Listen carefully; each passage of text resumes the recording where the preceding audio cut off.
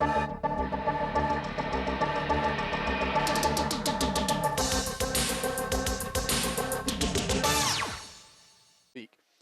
210, a junior. Defensive tackle, Jaden Durden, 6'2", 235, a senior. At nose guard, Maximus Rosario, 5'10", 265, a junior. At defensive end, Isaiah Watts, 5'10", 175-pound sophomore. At star, Mac Thompson, 5'10", 175, a freshman. He has had a couple of really good weeks. At Mac linebacker, Drew Patel, senior, 5'8", 160. And at dollar linebacker, Braden Bennett, 6'1", 190, a senior.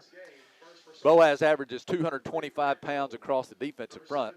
At one corner is Demir Martinez, a senior, 5'10", 175. Free safety, Dayton Porter, 6 feet, 175-pound sophomore. Strong safety, Cooper Horton, 6 feet, 175, a junior. And at corner, Levi Tucker, 5'11", 150-pound senior. On the offensive side of the ball for Boaz, the X receivers, Jay Patterson, 5'11", 160, a freshman. At left tackle, Dawson Roden, 6'3", 240, a junior. Left guard, Ronnie Saneris, a senior at 5'10", 280 pounds. 6'2", 300-pound senior Jason Duke is the center. At right guard, Mason Gaither, 5'10", 200-pound junior. Right tackle, Braylon Underwood, 6'6", 280, a junior. Boaz averaging 260 across the offensive front. The Y receivers, Jackson Taylor, 6'3", 190-pound junior. Dayton Porter is the H receiver, 6 feet, 170, a sophomore. At Z receiver, Sage Bennett, 5'11", 150, a junior. At quarterback, Bo Bennett, 6'1", 150-pound freshman. And at running back, Presley Fant, a senior at 6'1", 220 pounds. That is your probable starting lineup for the Boaz Pirates, coached by Luke Pruitt. This is the 894th game in Boaz football history. There have been 386 wins, 485 losses, and 22 ties. And those are your starting lineups for tonight.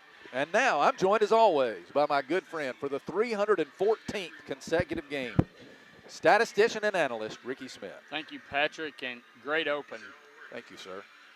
It is a great night, perfect night for high school football here. Temperature upper 60s, little breeze, may get a little cool before the game is over, but just a great night. Great rivalry. Sardis, one of our bigger rivals. And for Boaz, just come out and keep playing your game. Play the way you did last week. Offensively, they did what they had to do. That was a game last week where the defense was playing so well, you didn't want to, offensively, you didn't want to mess it up. So you just went out, run the ball, got what you had to do, and then turned it over to the defense, and defense played outstanding. Defense has been outstanding for the last few weeks. So look for Boaz to come out, keep plugging away. Boaz won the toss, and they want the ball first. So look for them to try to get on the board early and get a quick start. Rick, I can't say enough about the Boaz media team and the packages that they are putting together before these games. Just before we came on the air, we had a video, a retrospect of Boaz football that went back all the way back to at least 1979, but they showed team pictures from all the different teams of Boaz, and then a highlight montage that Miss Judy Walker and her Boaz media team have been working on. Aaron Lancaster was the one who edited that, and now they just played the hype video with the lights completely out here at the stadium. It's just really a great fan experience. And, you had the Kenny Chesney doing the Boys of Fall was in the background. Yeah. That song is just great. So we are awaiting the teams to come out. As Ricky said, a little bit cooler tonight than it has been on most Friday nights, but proper weather for a game like this. Boaz will be wearing the crimson jerseys tonight with the white numerals. We haven't seen this combination this year. The gray pants and the gray headgear with the Boaz Pirate logo on the side. Sardis is going to be in all white tonight with their crimson lettering and numbers and the white headgear. And they have a new helmet this year. It's got the word Sardis written across it in script. And so they are getting ready to kick off. And Boaz, you're talking about these new jerseys. I told Troy, these numbers are a little bit better, easier to read than the gray jerseys last week with the red numbers. It looks like Michelle Mendito, a 6'2", 175-pound senior, is going to kick off. And I'm curious to know if he is an exchange student maybe from Italy, Michelle Mendito. I don't know. I'll ask Gustav. He might know. All right, so we've got two Dayton Porter deep for Boaz. He's the only one back there as Boaz has pulled Sage Bennett up to the 20-yard line here, and we're getting ready to kick, and the ball is going to be short kick, and it is going to be fair caught. And I think we have is there a flag? It may have been a delay of game. I do know the play clock was at 0 before he kicked it. So yep. That is a delay. I don't know that I've ever seen that, Ricky, a delay on the opening kickoff. I don't know what the kicker was waiting on. He just kind of waited and waited and waited. Sardis was kind of bunched up behind him, and then they spread out, and he just stood there and stood there and stood there, and finally he kicked it, and I looked at the play clock, and it was at 0. And so he tried to kick it short. Noah Ford fielded it, but kind of let it go, and when he heard the whistle. Well, I'm assuming that's why Sage is up here. They obviously have seen in their kickoffs that they like to kick it short like that, so you're putting a dangerous Sage right over here. And he's creeping up. Now they're going to kick it over his head. He's going to go back and catch it over the shoulder at the 20, gives ground about the 15, and a nice play on it as he's tripped up crossing the 25 by Grant Coe. Number 3. Yeah, that is Grant Coe, number 3. And Boaz will start at their own 31-yard line for this first offensive possession. And, Ricky, they wanted to get the offense on the field early here. Yeah, and as Coach Pruitt said in our coaches show, as every week, establish the run.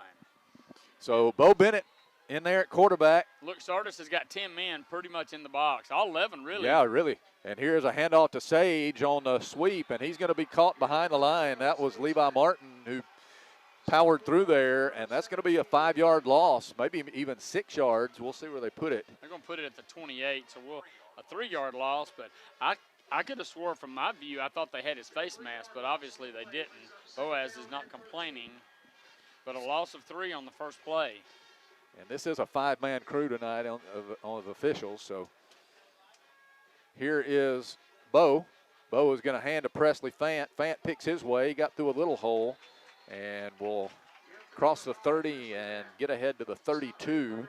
Again, Martin on the tackle for Sardis. But Boaz in a 3rd and 9 here from their own 32-yard line. Not really what you would want to do 2 plays in, be facing 3rd and long. Boaz converting on 33% of 3rd downs.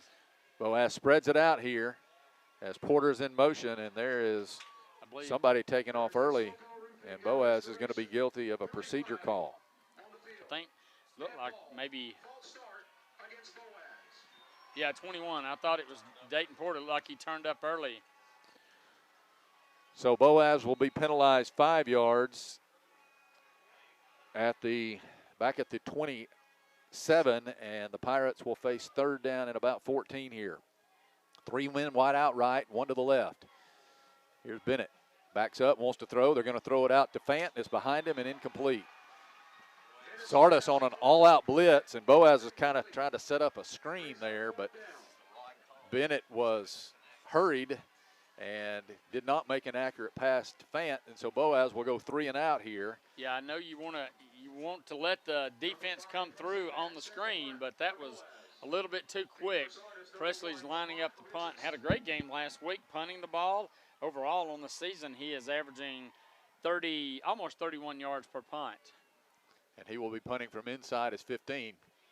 Heavy rush, gets it out of there. It's a high kick, but not very long, and it does take a Boaz roll, a good Boaz roll inside the 40, inside the 35, and will rest at the 34-yard line. So did not get a lot of distance on the hang time, but he was able to get a nice roll. Yeah, 39 yards overall on the punt, so good result in the end. So Boaz goes 3 and out on their first possession. No score here as Sardis will take it with 10:19 remaining in the first quarter on their first offensive possession of the game. Grant Coe will operate the controls at quarterback, and number 17, Levi Martin, will be in the backfield with him, lined up to his right. Martin, a big back, Ricky, 6 feet, 204, and he's got some power. 34-yard line is where they'll scrimmage from. Puts a man in motion. That's Lamont Richardson, the wide receiver, and here's a handoff to Martin. Martin running forward, broke through a little hole, and he's going forward for about 5 yards to about the 40, maybe 6 yards there on the carry. As he split through a little hole on the right side, Jaden Durden made the cleanup there, and it'll be 2nd down and 4 for the Lions. So a nice gain on 1st down. They'll go with an empty backfield this time. 2 wing backs, 1 to each side. And 2 receivers left, 1 to the right. Ball on the left hash, and they're moving left to right. Here's motion by the receiver Lankford. And there's a fake to him. Coe wants to keep it himself. He's got a 1st down as he crosses the 45, makes his way down to about the 46. Again, Jaden Durden wrapped him up. But Coe on the keeper, Ricky, goes forward for another 5 or 6 yards, and he's got a 1st down. I thought at first he was wanting to hand off to the receiver coming across. I don't think it was a busted play, but nonetheless, Coe picked up 7 yards and a 1st down. So 47-yard line is where they have it. 3 receivers left, 1 to the right. Set back in the backfield is Martin. Coe awaits the snap. He has it. He'll fake. They're going to throw a screen out to Richardson. Richardson goes forward. Boaz defenses that pretty well, and they'll get him out of bounds right at midfield. That's a gain of about 3.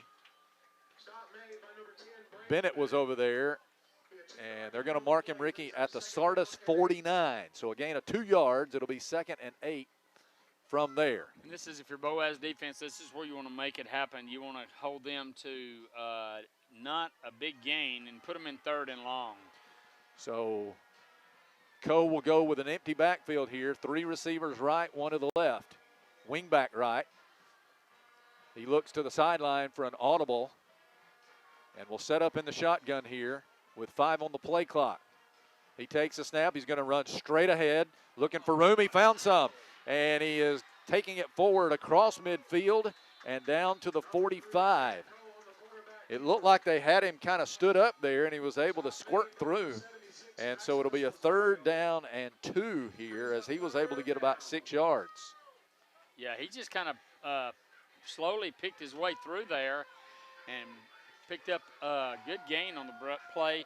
So you wonder now if Sardis doesn't pick it up if they're in 4-down territory. They're at the Boaz 45. And Martin will go back into the backfield. He's lined up to the right now of Coe. Puts a man in motion left to right. And here's Coe. They're going to pitch it out to Martin, trying to get outside. They got him behind the line. Back at the 50. Boaz was all over that. I think Mac Thompson was in there. And so was number 56, Peyton Knight. A loss of 5. So I wondered, now with the losing play back to midfield, their Sardis is bringing in their punting team, number 4. Jordan Garrett will be the punter. And Boaz is going to send Dayton Porter back, Ricky. Now he's standing on the 10-yard line. And he's averaging almost 12 yards a punt return. All right. Garrett away. The snap goes over his head. He's going to go back and fall on it. The ball is loose. Boaz falls on it back inside the 20. The snap went right through the hands of Garrett. It was a little bit high, and he had to run back, could not corral it, and Boaz is set up in the red zone at the 17-yard line. I didn't see who fell on it. So the Pirates will come out offensively on a huge break on the special teams. Look here, Noah Ford has checked into the game on offense, and he will be a blocking back on the left side. The short side of the field is the left. That's where Bennett and Porter are. Handoff to Fant. Fant broke through a couple of tackles. He's to the 15, 10. He's to the 5. He is in. Touchdown, Boaz. Presley Fant took it into the middle of the line and then broke it to the left and went to the pylon. Great. 17 yards. Good job of Presley reading that, breaking it outside. Also had a blocker over there. I believe it was Sage Porter. Bennett. Sage, yes, over there. I knew there was a 2 and a 1 over there. But great job by Boaz of capitalizing on that Sardis mistake. So here is Axon Aristine to attempt the point after. Sage will hold it. Braden will snap it. There's the kick by Axon, and it is up, and it is good. So with 7:22 left in the first quarter, Boaz cashes in the big play on special teams, and they lead it 7-0. This is the Boaz Network. Design your Cabco dream home from the outside in at J&J Homes of Albertville. Crafted with care and engineered to last, your custom options are endless. Both J&J and Cabco builders are proud to be locally based, family-owned, and independently operated. Home ownership made easy. Come by to get their lowest price guarantee with several finance options available, including zero-down options with land or approved credit.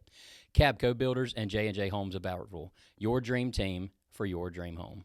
Hey folks, Mark Brickey, Sand Mountain Toyota. There's a lot to consider when buying a truck. Towing capacity, cab space, gas mileage, resale value. When you're talking with your salesman, is he willing to sit behind the wheel of the same kind of truck he claims to stand behind? Here at Sand Mountain Toyota, we buy what we sell. Not only do we stand behind our trucks, we put our own money and trust in Toyota trucks, just like you. Come by and check out our huge selection of popular Toyota trucks. Sand Mountain Toyota, we're more than a dealership. Since 1952, Wilkes Tire and Battery Service has been the place to take your vehicle for service you can trust. Our family takes pride in carrying on the tradition of providing great service, working with integrity, and giving back to the community. For tires, batteries, auto services, and more, choose the people you can trust. With 10 locations to serve you, including Albertville and Gunnersville, at Wilkes Tire and Battery Service, we get you started and keep you going. Your local Foodland Market. Your store for everyday low prices and weekly specials with savings on every aisle and friendly customer service throughout the store. We sell only the best USDA inspected meats. Our trained meat cutters offer fresh cut meats to your specification. Our fruits and vegetables are always fresh, quality and variety you deserve every day. Your local Foodland Market, where savings plus service plus selection equals satisfaction. Foodland, your football tailgating headquarters. The snap on the punt went over the punter Jordan Garrett's head all the way back to the Sardis 17. Boaz went back and fell on it, Ricky. And then one play later, Presley Fant takes it in from 17 yards out. That's what you got to do. You got to capitalize on a mistake like that. They give you good field position, and you can take advantage of it. So Boaz defense will get the ball, or Sardis get the ball back. Boaz defense get back out there. That is the 10th rushing touchdown of the season for Presley Fant. And Axon Aristine kicks it high. It is going to be returnable. Coming over to get it is Richardson. Richardson's to the 20, 25. He's hit hard, broke out of that hit. He's trying to get outside. He does. 30, 35, spins up, and is tripped up on the sideline by Levi Tucker. That was a nice job by Richardson there, Ricky, of looked like he got hit pretty hard, but it just misdirected him. Yeah, we didn't wrap up on him, and he was able to bring it out to the 39-yard line, so a return of 31 yards. So Sardis takes over at their 39. 7:10 to play. First quarter, Boaz leads at 7-0. And the Lions have it on the right hash. On their own 39, Grant Coe in the shotgun with Levi Martin to his right. Here is a screen pass. They throw it out to Cole Langford, and Langford is getting a couple of yards, and that's it. Tucker was up there and grabbed him and by the shoestrings. And Bennett was there. Noah Ford was there too. And that'll be a gain of about 3 up to the 42-yard line.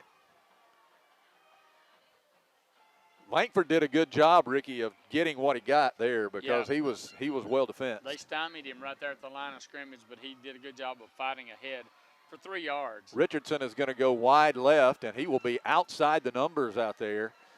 And Langford's out here to the right. They're going to hand off to Martin. Martin is going to be taken down. Is he? Yeah, finally they get him down. Ford had him, and he was able to slip away, and then he was finished off. Martin with a nice gain there across the 45 to the 47. It was Ford. They get credit for the tackle, and they need, does Sardis, about 2.5 yards here on third down, midway between the 46 and 47-yard lines. So Coe will get the play to his line here, and then he will go back into the shotgun. Again, one wing back to the left, two tight ends in the game here. Richardson in motion. They're going to fake to him. Coe wants to run with it. He's hit and taken down, I think, Ricky, short of the first down. I think he's about a yard shy. They are going to mark him up to the 48, which will be a yard short. That was Ford again on the tackle. Braden Bennett was there also. But he's going to have it they're going to have it at the 48, and we'll need a yard here. What will Coach B.J. Brooks decide to do? We know what happened last time they tried to punt.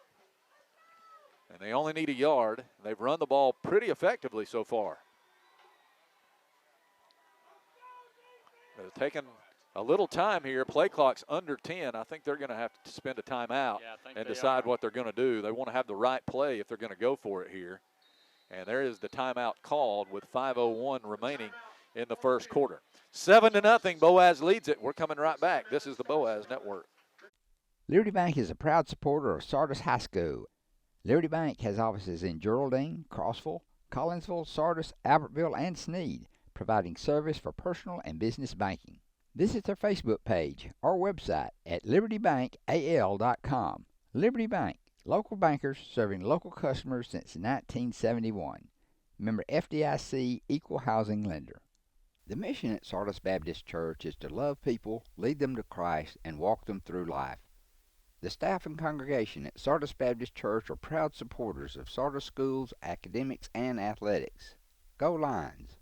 For all your insurance needs, life, home, auto, or business, give Philip Walker a call at 256-593-2000 or just stop by the office at 768 Highway 431 in Boaz. You'll like banking at People's Independent Bank and PIB Mortgage. Here, you'll receive a high level of personal service, a full array of accounts and services, a variety of mortgage loans, local loan decisions, and you will see active corporate citizenship throughout our footprint. Step up to true community banking at People's Independent Bank. www.pibonline.com. Member FDIC, Equal Housing Lender. NMLS number 466340. All right, a decision to be made here by the Sardis Lions. They have a 4th and 1 at their own 48-yard line. And we'll see if they try to go for it here. It looks like their offense, Ricky, is coming out onto the field. I don't see Garrett in there unless they maybe try to draw Boaz off sides. And if Coe is one of those quarterbacks that can back up and punt it, if they don't draw him off sides, we'll see. The only passes that they've thrown have been screens today. Nothing down the field. But they have everybody in tight here. Nobody flanked on this 4th and 1. Coe takes a snap. Martin takes the direct snap, and he has his first down as he gets across midfield and will take it to the 49-yard line. So they snap at that time to Levi Martin, and he takes it ahead to the Boaz 48, and that will be a new set of downs here for Sardis. Yeah, that was just a kind of a wildcat snap to Martin, and he took it up the middle, and their offensive line blocked well enough to pick up 4 yards on the play. And Martin had a good game against the Pirates last year. The game got out of hand, and they quit handing it to him. It looks like he's going to take the snap again. No, this is Coe. Coe's going to run the keeper to the left, and he is up to the 45, inside the 45, and will be taken down there. That was Thompson on the tackle, and a 4-yard gain for Grant Coe. It'll be 2nd down and 6.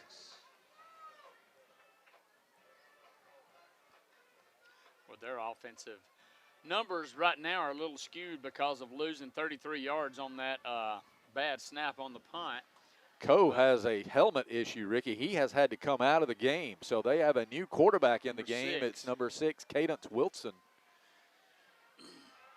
5'8", 146-pound sophomore. Let's see if he takes a snap or if Martin does. I think Martin is calling for the snap, and it will be Levi Martin. He's going to run it straight ahead. Boaz stands him up after a minimal gain, if any.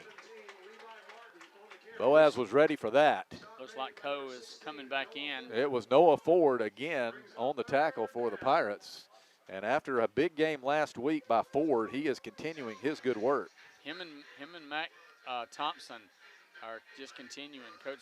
Coach Pruitt raved about Mac's defensive games in the last couple of weeks. He's been all over the place. So we'll call it a gain of a yard. It'll be 3rd and 5 for the Lions here at the Boaz 43. Probably a possession down. We'll see. Sardis having a hard time getting a line, and they're having, the play clock was running down. They're going to have to spend another timeout. 3:14 to go in the first quarter. It's Boaz 7, Sardis nothing. This is the Boaz Network.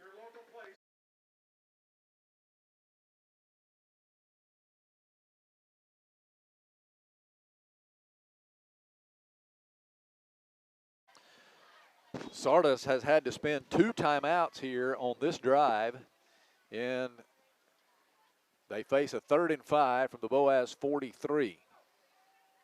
Douglas leads Arab 7-0 late in the first quarter of that Region 8 game. 3 men wide left, 2 to the right, empty backfield for Coe. Here's motion by one of those receivers. He becomes a wing back on the right. Now here is Coe rolling out. He is passing it. It is caught, and breaking the tackle is the receiver, Martin, and he gets the first down. Somebody had him. I think it may have been Cooper Horton who hit him hard, but Martin bounced off of him and takes it for the first down to the 35-yard line. Yeah, Cooper hit him and knocked him backwards, but he didn't wrap him up, and that resulted in a 8-yard gain and a first down. Sardis with a heavy lead in the time of possession here, but they trail 7-0. Here's Coe. He is going to take a high snap. This one is going to be blown dead, and I think we've got offsides called this time. It's a false start or illegal procedure against Sardis. I think their receiver out here on the right lined up offsides. Yeah, I think it was. I've seen him come out and line up. He will be offsides, and then he'll look to the official over here on the sideline, and he'll get him straightened out. Must not have done that that time. So a 5-yard step off against Sardis, and it's 1st and 15 back at the 40. Last week's opponent we beat, Geraldine, leads Collinsville 14-0 late first quarter. And I will give you a listing of the games being played around our region and this area in just a moment. Here's Grant Coe with an empty backfield. Motion by number 33, Garrett Holland. Coe takes a snap, rolling left, wants to throw, looking outside. That was knocked away by Thompson. Could have been intercepted. And it'll be 2nd and 15. Mac Thompson, if he was able to put his hands on that one, Ricky, he's going all the way because he had open field in front of him.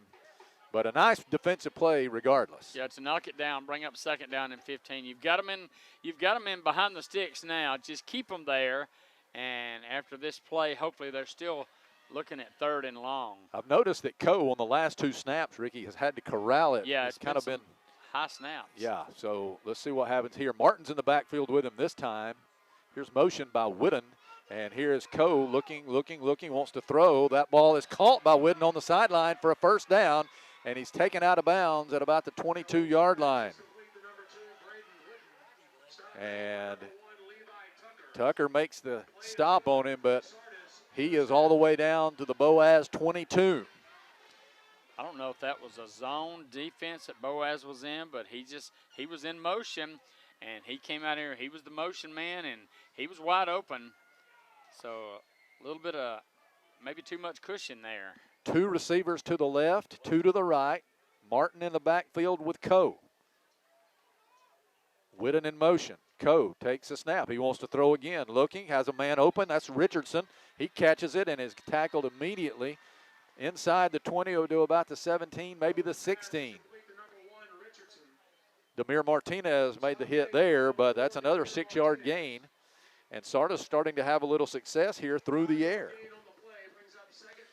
A minute and a half remaining here in the first quarter. Boaz leads at 7-0. But Yeah. Sardis is in the red zone. Co is 5 out of 6. Their first couple of passes were short gains, but he's picked it up 5 out of 6 for 36 yards. And you think that would open up the running game a little bit. Here's Coe. He's going to throw a screen out to Richardson, and I think we've got a offsides call against the Pirates here. So that will put Sardis in a 2nd and short. It may even be a first down. It'll depend on exactly where the marker is over there.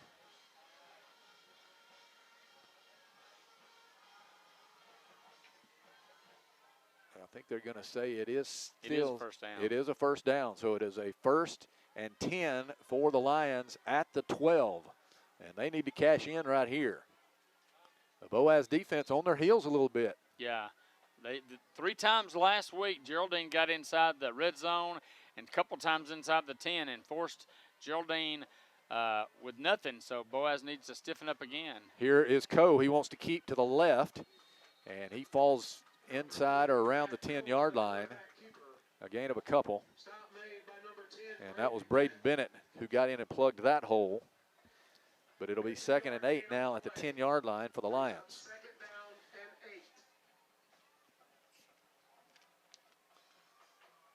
And they're using as much clock as possible, Ricky. They want to shorten this game, and they've been able to convert on 3rd down. That's been the key. Yeah, they are, 1 out of 3, but they also 1 out of 2 on 4th down. They've been able to convert when they needed to.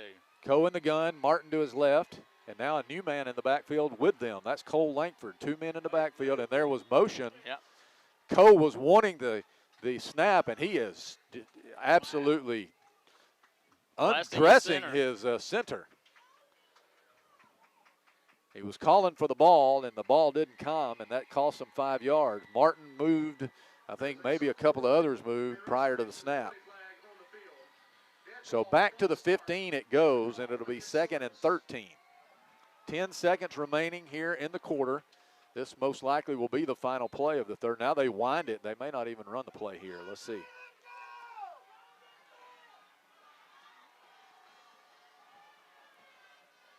And they will not get it off. And the first quarter comes to a close with Boaz leading 7-0. We'll be back after this word. This is the Boaz Network. You'll like banking at People's Independent Bank and PIB Mortgage. Here, you'll receive a high level of personal service, a full array of accounts and services, a variety of mortgage loans, local loan decisions, and you will see active corporate citizenship throughout our footprint. Step up to true community banking at People's Independent Bank. www.pibonline.com. Member FDIC, Equal Housing Lender. NMLS number 466340. Marshall DeKalb Electric Cooperative is a proud supporter of our community and our local schools, academics, and athletics. Best of luck to all our local teams throughout the season. Our mission at Marshall DeKalb Electric Cooperative is to provide the most reliable electrical service at the lowest possible rate. We strive to achieve our mission with quality and reliable service and a commitment to our consumer needs. We want to be a beacon in each community that we serve. This is Julie Battles for Twilight Monument Company. It's hard to lose someone you love, and at Twilight Monument Company, they want to help give your loved one a nice memorial that you can enjoy for generations. Come see my papa, Jerry Battles, at Twilight Monument Company, 256-593-7792. Since 1956 and through 3 generations, the C.A. Langford Company has provided crushed limestone, sand, asphalt, and more. From large commercial projects to small jobs and residential needs. For products and services information, call 582-5723 or visit their informative website, calangford.company. Welcome back to Corley Stadium. Patrick Williams, Ricky Smith, and Troy Rogers in the Family Savings Credit Union broadcast booth here at Corley Stadium. Let me tell you about the other games that are going on. Region games, Arab and Douglas. Ricky already told you that Douglas leads that game early, 7-0. Brewer is at Scottsboro tonight. Guntersville is out of region. They are at Grissom. Brindley Mountain is at Asbury tonight. Fife is at Sylvania. Geraldine is at Collinsville. Ricky already gave you a score there. West End is at Cold Springs. And DAR is at Randolph. So the Pirates here lead 7-0. And Sardis has the ball at the Boaz 15, and they have a 2nd and 13 here. They can pick up a first down if they get inside the 2.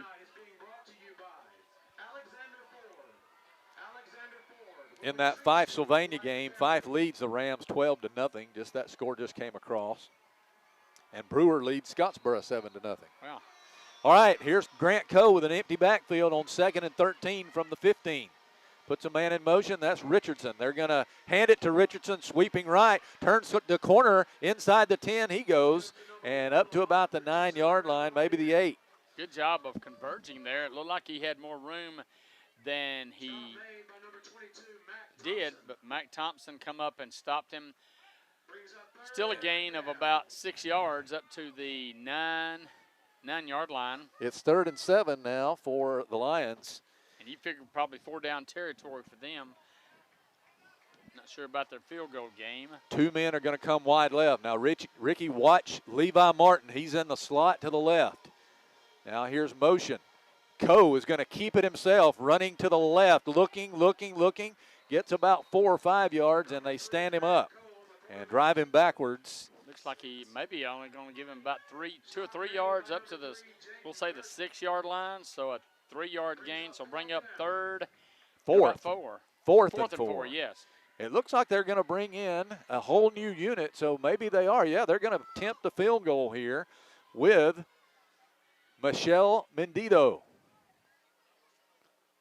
And they are going to put the ball down at the 13, so this will be a 23-yard attempt with a pretty sharp angle back to the left on the ball's on the right hash.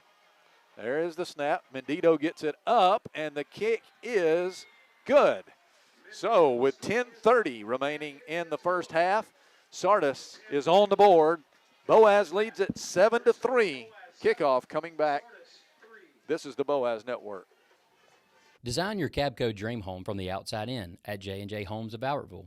Crafted with care and engineered to last, your custom options are endless. Both J&J and Cabco builders are proud to be locally based, family-owned, and independently operated. Home ownership made easy. Come by to get their lowest price guarantee with several finance options available, including zero-down options with land or approved credit. Cabco Builders and J&J Homes of Albertville, your dream team for your dream home.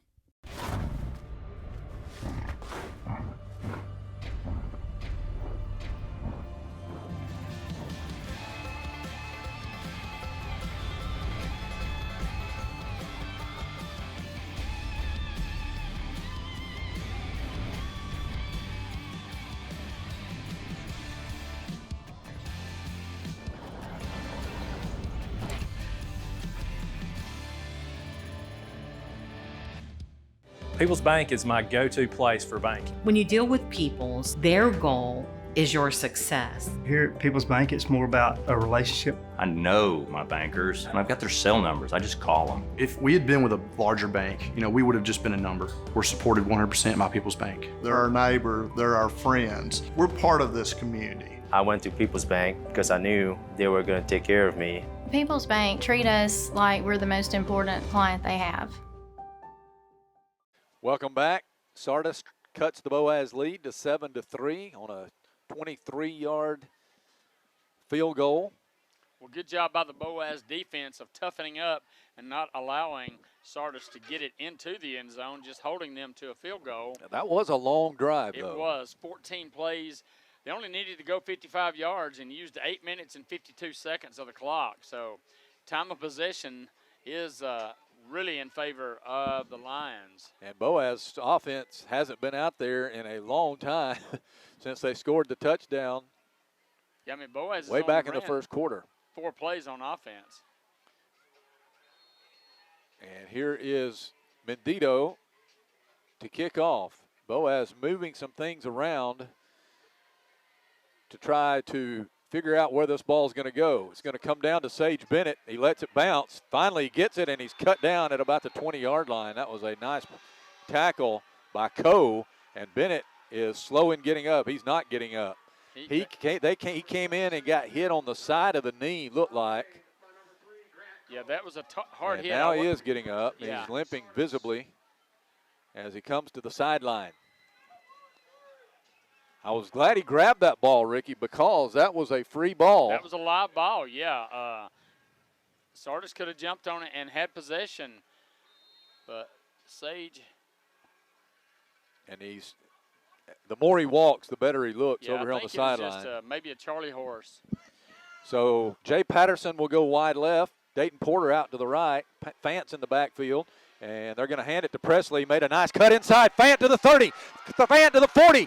45-50. He's to the 45-40 in a foot race with Martin at the 25 to the 20. And he's dragged down from behind. Yeah. And that's going to be a horse collar tackle inside the 15-yard line. What a nice cut, Troy, at the line of scrimmage by Presley Fant as he took the ball to the left and then cut it inside. Yeah, and a great hole opened up by the offensive line. And they're going to, let's see where they're going to, I believe they're going to give him tackled at the 11. So they'll give him half the distance from there. Martin and Fant were basically running step for step with each other, side by side, and Fant grabbed him from behind and drug him down, and that will cost the Lions, and Boaz will have it at the 5. So Sage Bennett is going to come in at quarterback. Must be okay. Fant is in the backfield, lined up to his right. Sage will take the shotgun snap. Fant's actually in front of him here, but he's going to fake to him. Sage wants to take it himself, gives ground, and leaves his feet, and is taken out of bounds for a couple of yard loss. 6-yard run, by the way. 68-yard run, by the way, on that previous run from Presley Fant. So the Pirates will be second and goal from the 7 after the 2-yard loss by Sage Bennett. And Bennett is going to stay in there at quarterback. This time Mac Thompson's going to check into the backfield with Fant. And I like this when they do this. They've done this with Fant and Thompson in the backfield. Here's Sage. He's going to hand it to Mac. Mac's running into the line, gets back to the original line of scrimmage, which was the 5, maybe even an extra yard to the 4. But Boaz will have a 3rd down and goal here from inside the 5. And you can, Sardis is selling out, Ricky, in the middle of that line, expecting Boaz to run the football. And it's 3rd and goal from the 5-yard line, we'll say. Again, same formation. Noah Ford is the wingback on the right. Here's a give to Fant. Presley slides inside a little hole, powers his way. And he is going to be short, they say, about the of the 1 goal yard line. line.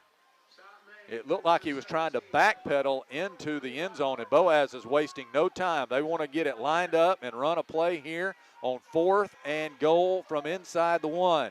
Here's Bennett. He'll hand to Fant. Presley running. Did he get in? No signal. No signal. And they unpile. Still no signal from the officials. And they unpile. Touchdown. Touchdown, Boaz. Presley Fant from 1 yard away, and it took them forever to unpile, and finally they signal touchdown. If this was college or pro, they would probably have to look at it to confirm that he got in. So Boaz will attempt the extra point here.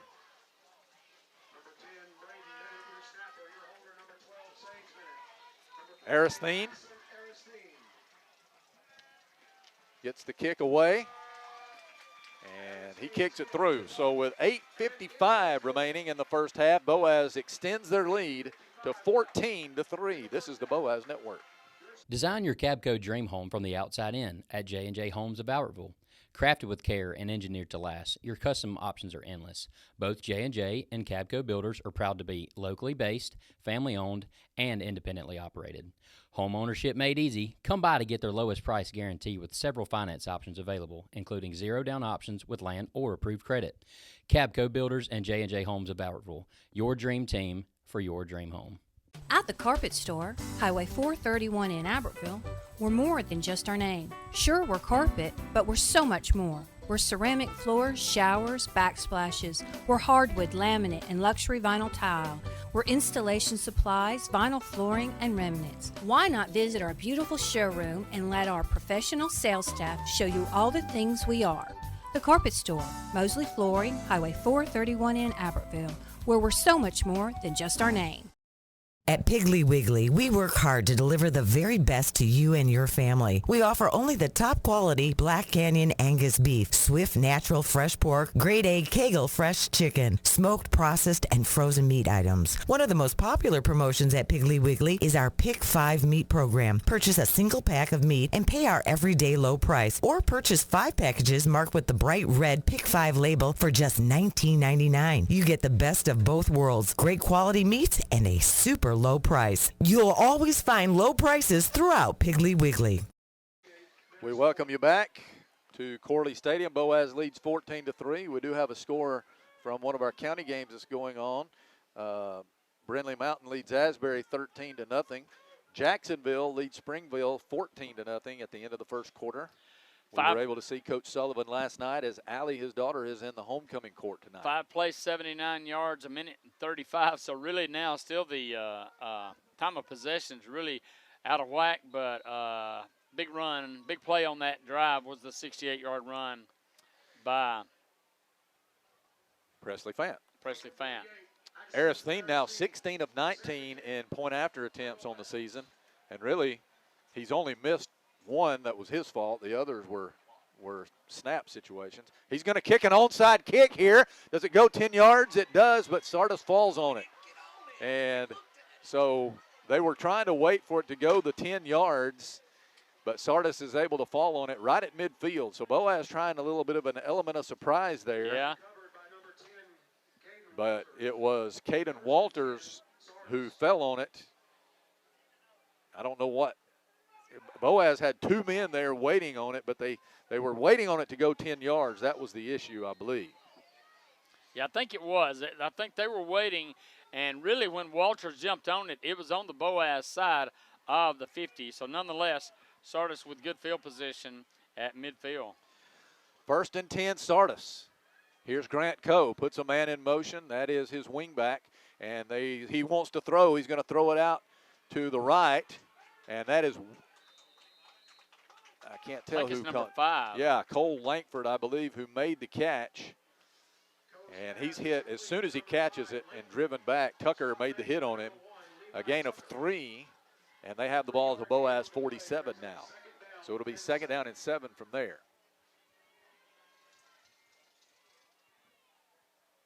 8:25, the clock moving here in the second quarter. Boaz leading 14-3. Grant Coe has Levi Martin in the backfield with him, and he has 2 receivers to either side.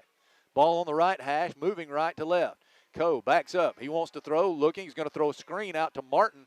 Martin sidestepped a man still on his feet. 40, 35, 30. Broke a tackle, 25, 20. Levi Martin to the 10, 5. He's gone. Levi Martin. But there is a flag. And it is holding against Sardis. So that's going to negate a long touchdown. Flag's laying at about the 32, 33-yard line, so it'll be marked from there. So it'll come back, and it'll remain 2nd down. Boaz had him hemmed in, Ricky, after a very short gain, and he broke away, and then he broke another tackle downfield. And he's walking back to the huddle, very disgusted, as you might imagine, is Levi Martin. This will be marked off from about the 33-yard line, I believe. And they will take it back to the 43, and Sardis will face 2nd down and about 3 from there. 2nd and 3. You can see what the Lions want to do, though. They want to get the ball in his hands. Bunch formation to the left, 1 man wide right, Martin in the backfield. Coe takes a snap, looking. He's going to throw a screen out to Richardson. Richardson hit behind the line, and they swarm him. Mac Thompson, the first man there, and they will put him down for a loss. Back to about the 46, so a loss of about 3, and it will be 3rd and 6. Good job by Mac. So Sardis will try to convert here. Look here, Presley Fant comes in defensively. And when he's played defense in the last few weeks, he's coming in headed straight to the quarterback. He's set up on the right side.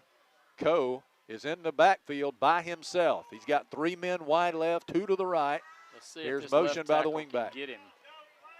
And here is Coe. They're going to run away from Fant. He's going to throw out. Wide open is the receiver Richardson, and that's a first down at the 36-yard line.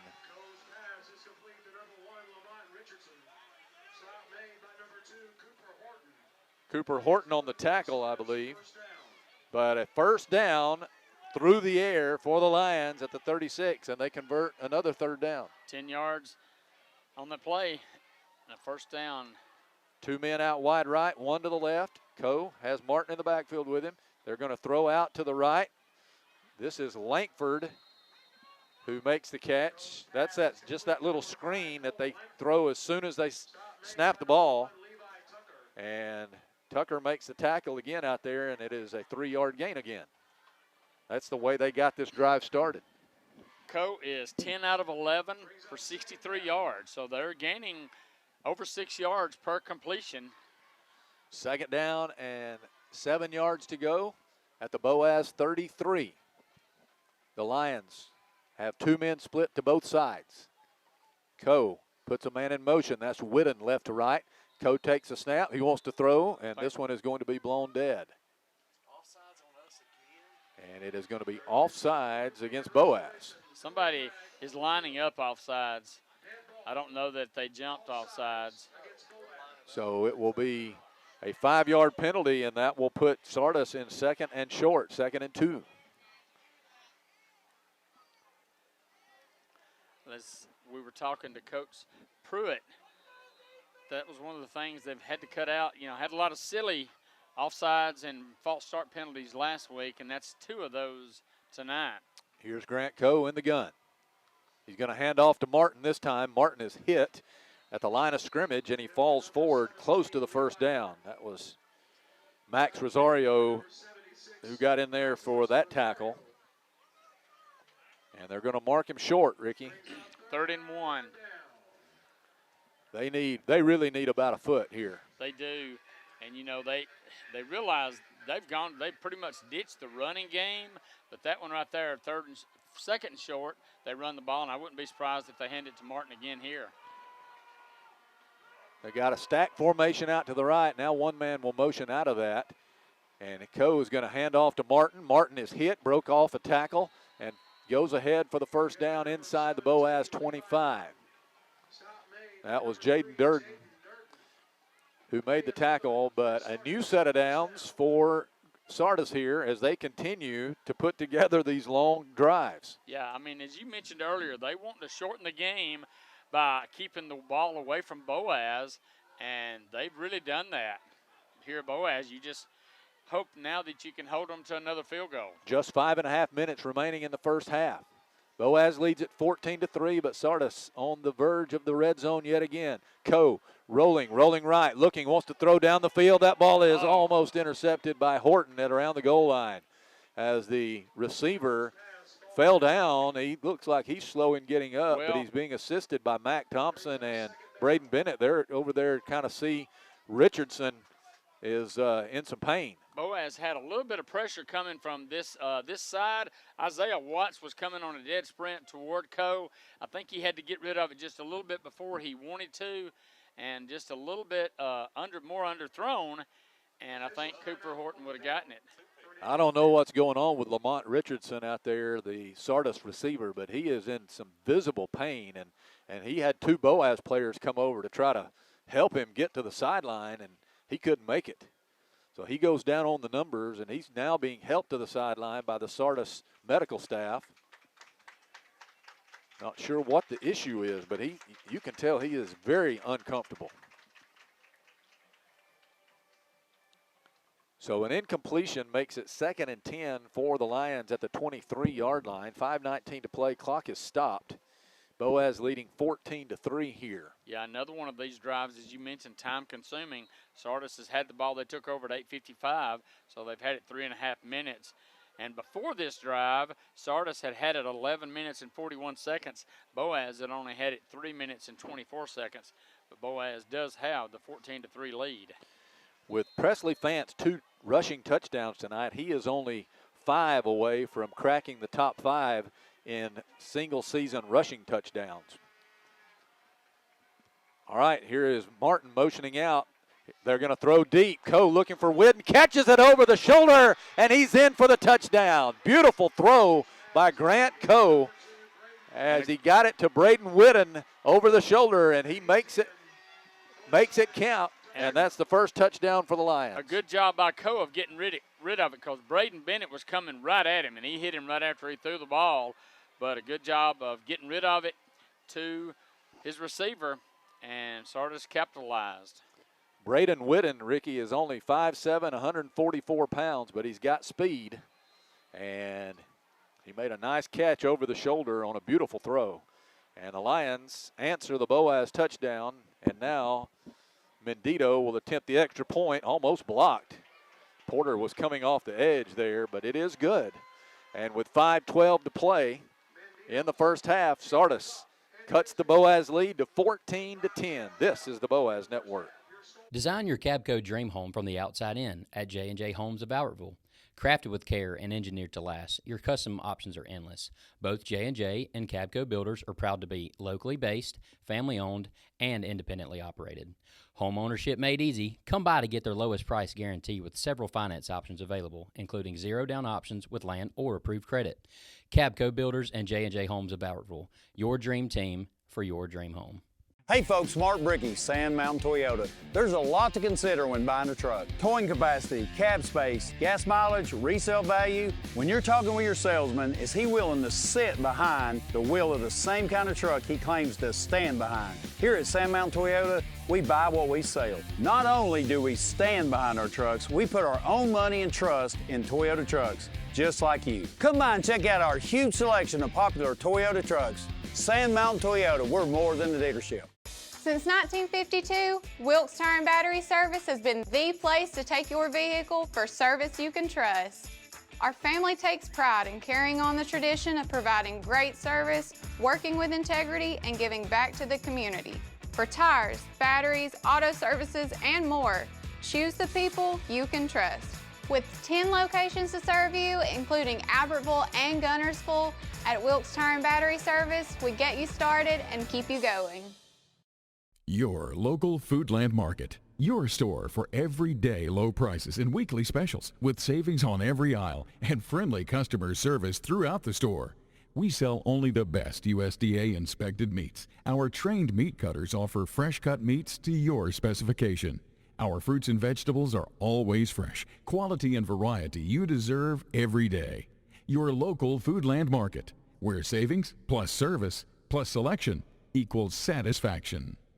Foodland, your football tailgating headquarters. Sardis scoring on a touchdown pass, Grant Coe to Braden Whitten, and it is 14-10. Boaz with the lead.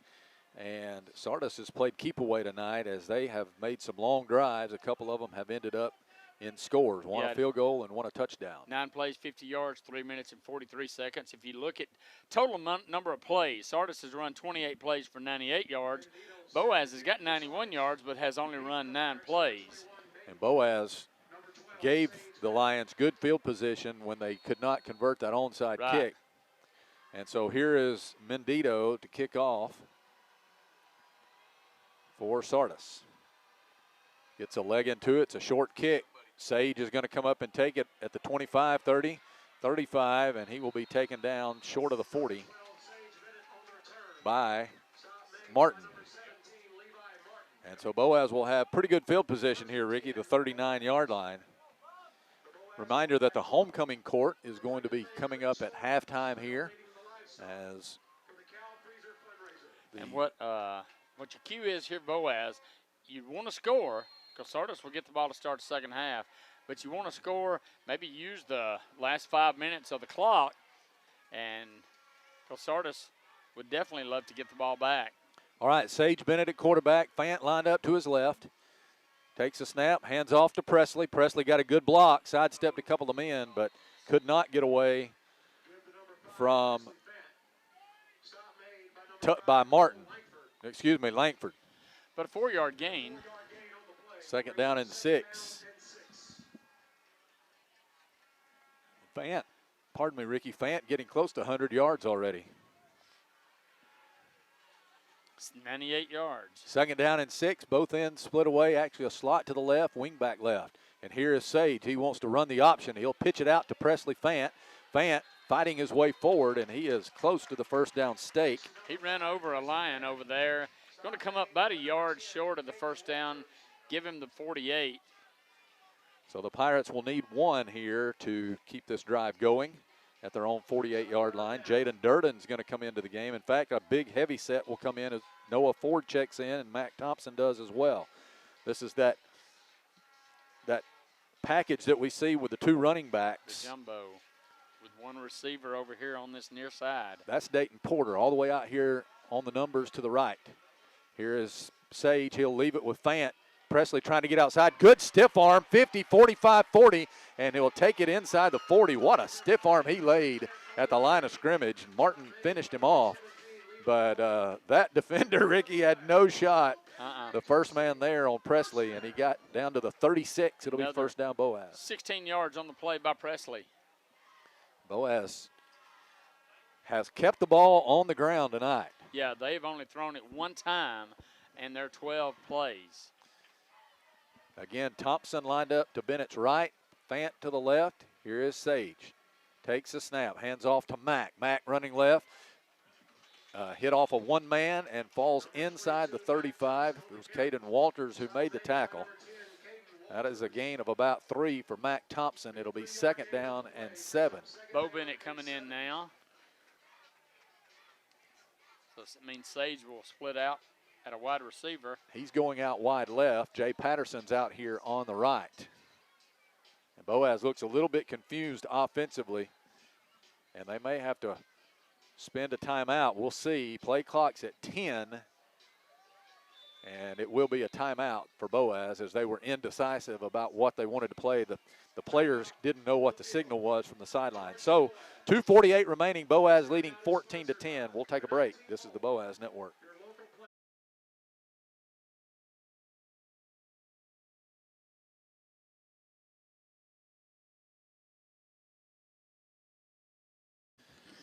Presley Fant on the season has run for no less than 115 yards in every game this year, and he's already over 100 in this one. So second down and 7 for the Pirates. They are at the Sardis 33, 2:48 remaining in the half. And the Pirates lead at 14-10. Sorry, Bunch Rick. set right here, kind of close into the tackles. Boaz is getting Dayton Porter into the game late, as coming out is Garrison Lusk.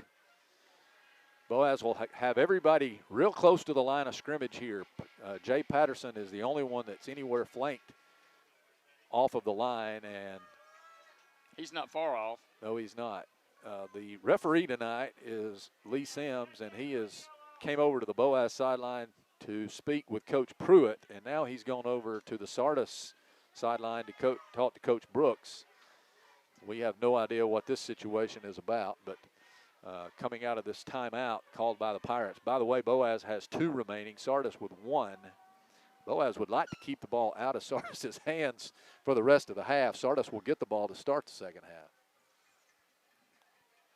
And we are ready to go now, I believe. Second and 7 for the Pirates.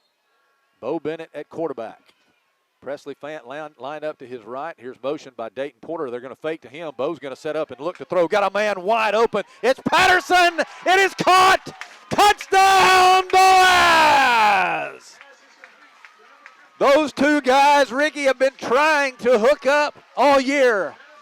And it was a beautifully thrown ball, and he was wide open. But credit the offensive line for giving him time to throw. He had all the time in the world to throw. 33-yard touchdown pass. And like I said, you run the ball as successfully as they have been running the ball, it opens up the passing game. And that time, Sardis had a lot of people up close to the line of scrimmage, and Boaz made them pay. Big rush off the side, but Axon Aristine gets the kick away and kicks it through. So with 2:42 remaining in the first half, Boaz leads it 21-10. This is the Boaz Network.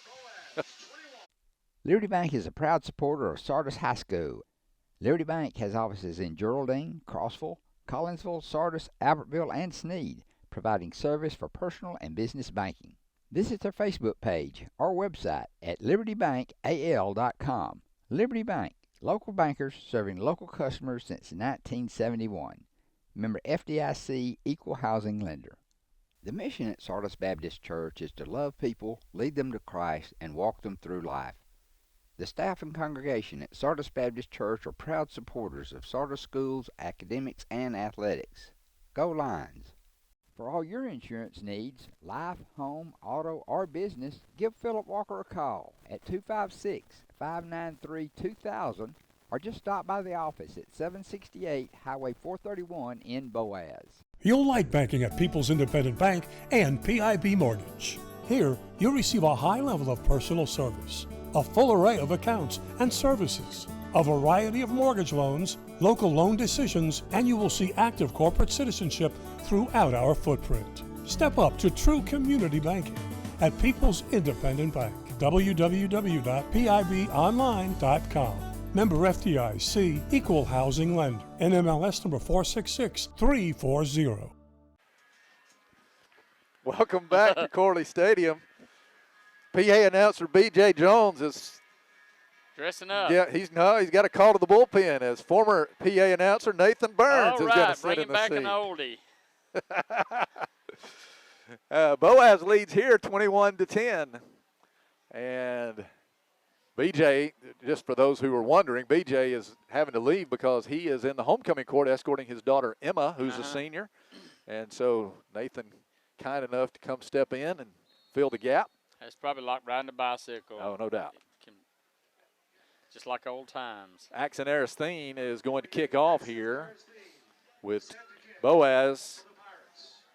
You know, Boaz needs to get their defense going a little bit here, Ricky, on this last little bit of the first half. Here's the kick, and that ball is going to be hit by the Sardis player. He goes back to get it inside the 5, looking for room, trying to turn the corner. He does, and he's going to be still on his feet at about the 20, and they'll finally get him down. Man, they had him back inside the 5, and he was able to get away. Yeah.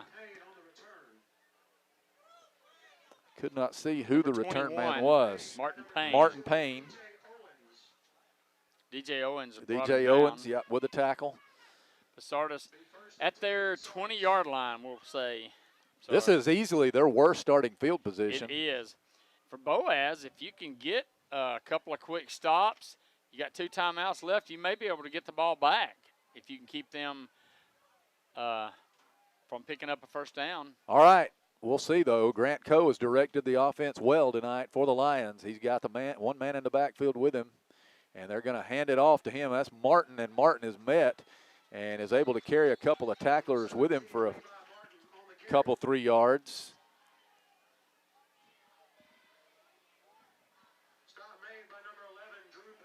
Drew Patel got in there to stop him. That's a gain of 3. Second down and 7. How quickly does Sardis want to go here is the question, Ricky. Well, this play right here will be the telltale, because if they don't pick up much right here, I figure Boaz will call timeout. We're under 2 minutes and a half. They spread it out. Here's Coe. He wants to throw. Backs up. Looking down the field. Has a man wide open. That's Whitten, and he catches it for the first down. Tucker makes the tackle. But Braden Whitten is finding some pockets in that secondary, and Coe is having plenty of time to hit him. They're not getting any kind of rush on him either. No, they have not. They have not been able to do that, and Boaz seems like they're in a zone, and he's just finding that open spot in the zone. Empty backfield for Coe. He's going to be putting it in the air, looking, still looking. He steps up. Now he wants to run with it. Has some room, 40, 45, midfield, tripped up by Porter as he is across Boaz, into Boaz territory at the 47-yard line. 1:20 to play. Sardis has 1 timeout. Good decision that time by Grant Coe as he tucked it and ran after he couldn't find a receiver. First and 10 at the Boaz 47. Richardson is back into the game. He's flanked wide left. Whitten in motion. Here's Coe looking to throw again. Bigger rush this time. He hits Whitten on the right side, and he is taken down by Mac Thompson at about the 43. So that's going to be a gain of 5, and now Whitten is down on the field as he was thrown down violently by Mac Thompson over there. One of the things we forget, Ricky, is that Mac Thompson is just a freshman. He is a freshman. He's played a lot of minutes this year. As you mentioned, Whitten is not a big guy, 5'7", 144, and Mac is a strong guy. So Whitten is lying in front of the Sardis sideline at about the 45-yard line. This will give Boaz a minute, and Coach Coley, defensive coordinator Coach Coley, a chance to maybe defense catch their breath, maybe make some adjustments while they can. Sardis is coming back on the field. They got Whitten off. So it's second down and 5 for the Lions. They'll send 3 men wide to the left, 1 to the right, and Martin is going to be in the backfield with Coe. They wind the clock. Second down and 5. Here's motion by one of those receivers, Cadence Wilson. Here's Coe wanting to throw. He steps up after heavy pressure, and he runs with it, and he's going to be taken down at around the 40. Durden was the first one to get his hand on him. Presley Fant was coming on that blitz, Ricky, and Coe sensed that and stepped up. He stayed in bounds. So the clock moves, under 25 seconds to go, 3rd and 3, and Durden is coming back into the game. Off the sideline, limping visibly. He's going to have to come out. Dawson Roden's going to run in for him, and a spike on the play. On 3rd down, so it's 4th down. Yep, 4th and 3 here for the Lions at the Boaz 40 with 21 seconds left. I'm a little surprised they didn't use their timeout there. I know. So now they will talk about what they want to do here on 4th and 3. I mean, I think they're going to go for it regardless, but let's see what they pull out of the hat here. Here's Coe. Boaz has Noah Ford and Presley Fant rushing from either side, and Fant is lined up on the left. Here is Coe, empty backfield. He's going to retreat, look to throw. He's under pressure. Fant got a hand on him. Now they're going to throw it deep into the end zone. It is incomplete, overthrown as he was trying to get it to Whitten. He was behind the defender, though. The ball was just overthrown, and that will turn it over on downs. Let's see if Boaz maybe will take one long throw. Because as we said earlier, on the touchdown pass that Bo Bennett threw, he had good protection, so Boaz does have 2 timeouts. So if you can hit a long play here and maybe get into about the 35 or 40-yard line, you can call timeout. Jackson Taylor, Dayton Porter, and Sage Bennett are lined up wide right. Jay Patterson's out to the left, and Sardis is in a prevent. They're putting everybody back on this 1st and 10 from the 40 with 13 seconds left. No, they're going to throw it out of the backfield to Fant. Fant 40. Fant to midfield, and he is taken down after he gets a 1st down with 6 seconds left. Now 5 seconds left. And Boaz will have time for a Hail Mary maybe well, here. Well, Boaz is going to call timeout, and because the clock would start, he didn't get out of bounds. So the Pirates will talk it over here. We know that Bennett has a great arm, and we'll see if they decide to load it up and throw it down the field. You know, Sardis is playing that prevent, as we just saw a few minutes ago on that last play. And that was a good call out of that, Ricky, because Fant was able to get the 1st down. Well, and he was following his blocker over there on the side, was able to pick up the 1st down. So 50 yards, 49 yards to go. And we will come out of this final timeout of the half and see if Boaz can light some magic up. We've seen them do this before. Remember the Albertville game earlier? The Pirates scored on the last play of the game on a long pass. It was. Or the last play of the half, pardon me. And they break out of there. The offensive line's got to give Bo Bennett plenty of time, but they are going to put Patterson, Sage, and Porter to the right. Yeah, Sardis looks like they're only going to be rushing 3. They'll put a whole bunch of guys back around the 25-yard line to try to keep Boaz from getting too far behind them. All right, here's Bennett. Takes a snap. He's going to back up, He's going to roll right. He's in trouble. He's going to pass the ball, and then it is going to be intercepted. Intercepted by Richardson at the 50, 45, 40, 40, 35, 30, 25, 20, 15, 10, 5. He takes it all the way back. It's a touchdown for the Sardis Lions on the final play of the half.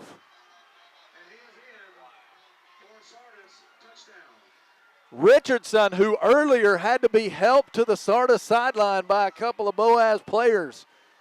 Pick 6 on an ill-advised throw there. A little surprised they weren't trying to throw it into the end zone. Yeah, I mean, on that play right there, if you can't throw it into the end zone, just throw it away or run it.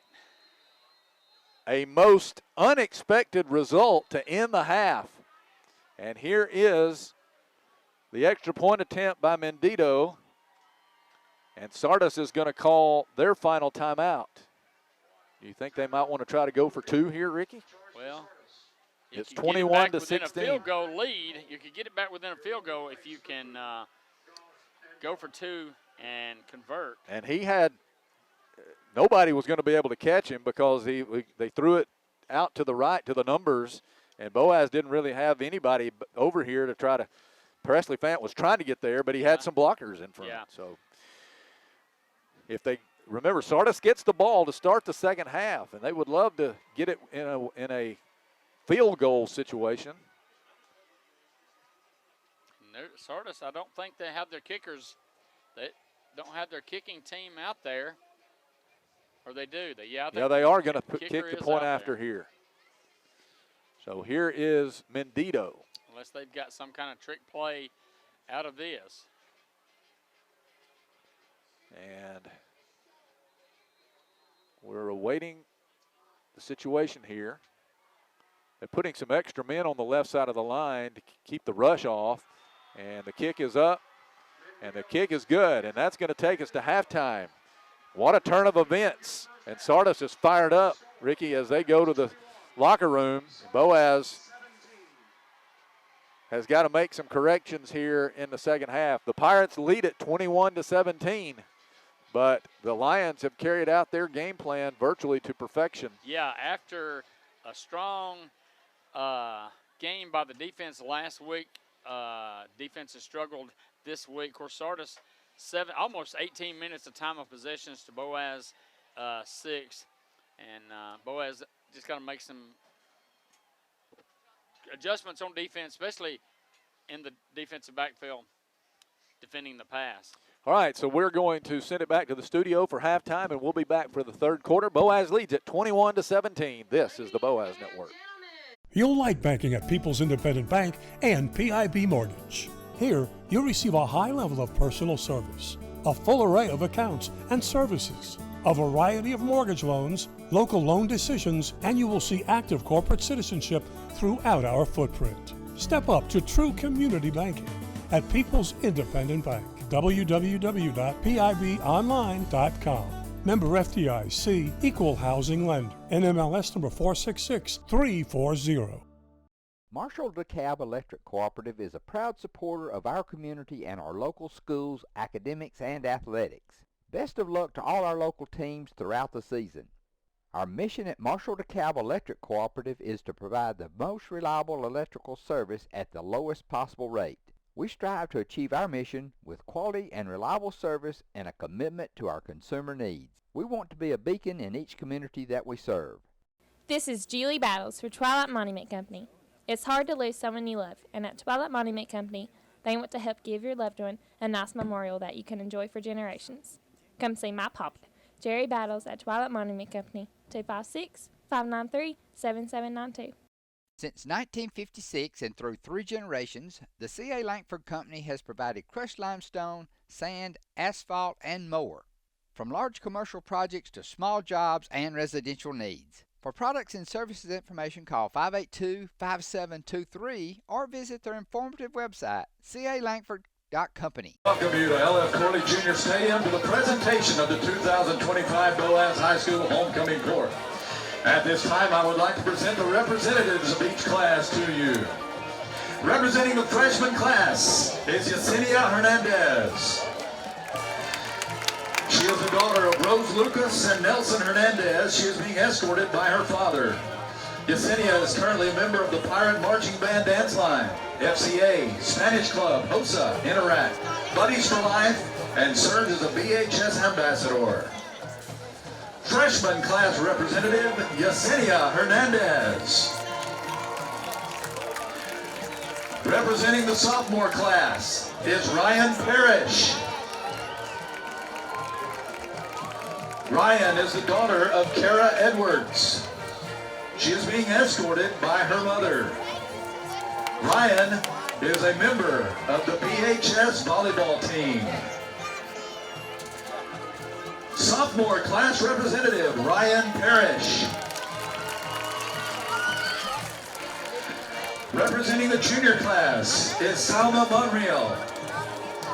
Salma is the daughter of Elvia Robles and Manuel Monreal. She's being escorted by her father. She's a member of FCA, FCCLA, the Spanish Club, HOSA, FTA, and the Arts Club. Junior class representative, Salma Monreal. Senior class representatives, Sydney Alcantara. Sydney is the daughter of Mary Montiel. She is being escorted by her mother. She's a member of Buddies for Life, FCA, FTA, Interact, and the Spanish Club. She's the current president of the National Honor Society and serves as student council historian. After high school, Sydney plans to attend Sneed State Community College and then transfer to the University of North Alabama to pursue a degree in fitness management. Senior class representative, Sydney Alcantara. Lexi Bennett. Lexi is the daughter of Kyle and Lacey Bennett. She is being escorted by her father. Lexi is a member of the FCA leadership team, the National Honor Society, Buddies for Life, Marshall County Youth Leadership, FBLA, HOSA, Interact, and serves as student council president. She's also a member of the flag football and softball teams. Upon graduation, Lexi plans to attend Northeast Alabama Community College to play softball. She will transfer to a four-year university to study biology and pursue a career as an orthopedic physician's assistant. Senior class representative, Lexi Bennett.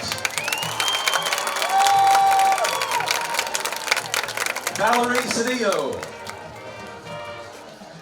Valerie is the daughter of Maria Cedillo. She is being escorted by Carlos Carvajal. While at BHS, she is involved in Interact and the National Honor Society. After high school, Valerie plans to attend Sneed State Community College and the University of Alabama, Huntsville to pursue a degree in accounting. Senior class representative, Valerie Cedillo. Emma Jones. Emma is the daughter of BJ and Melody Jones. She is being escorted by her father. While at BHS, Emma has been involved in volleyball, golf, HOSA, and FCA.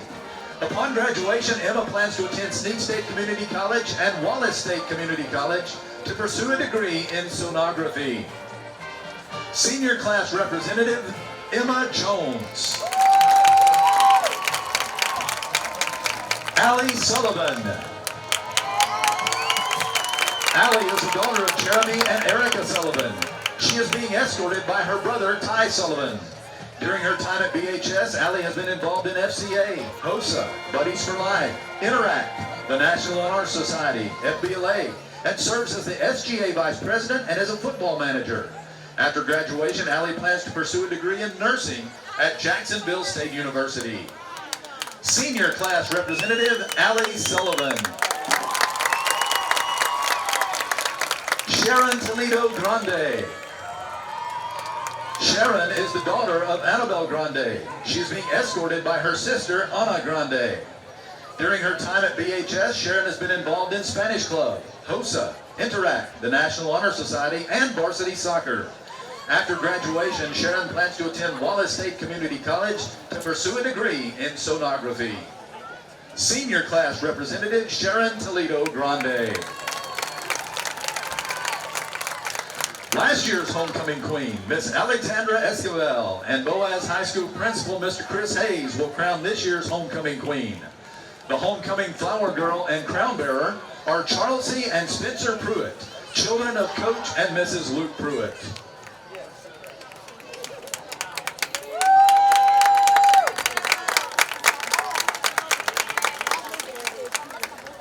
Ladies and gentlemen, the 2025 Boaz High School homecoming queen is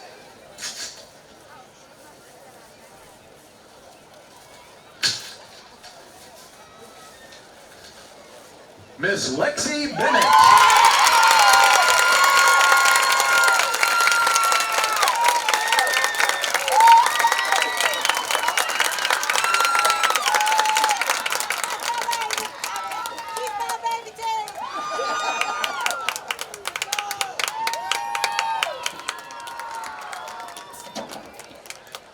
Ladies and gentlemen, would you please rise for the playing of the Boaz High School alma mater?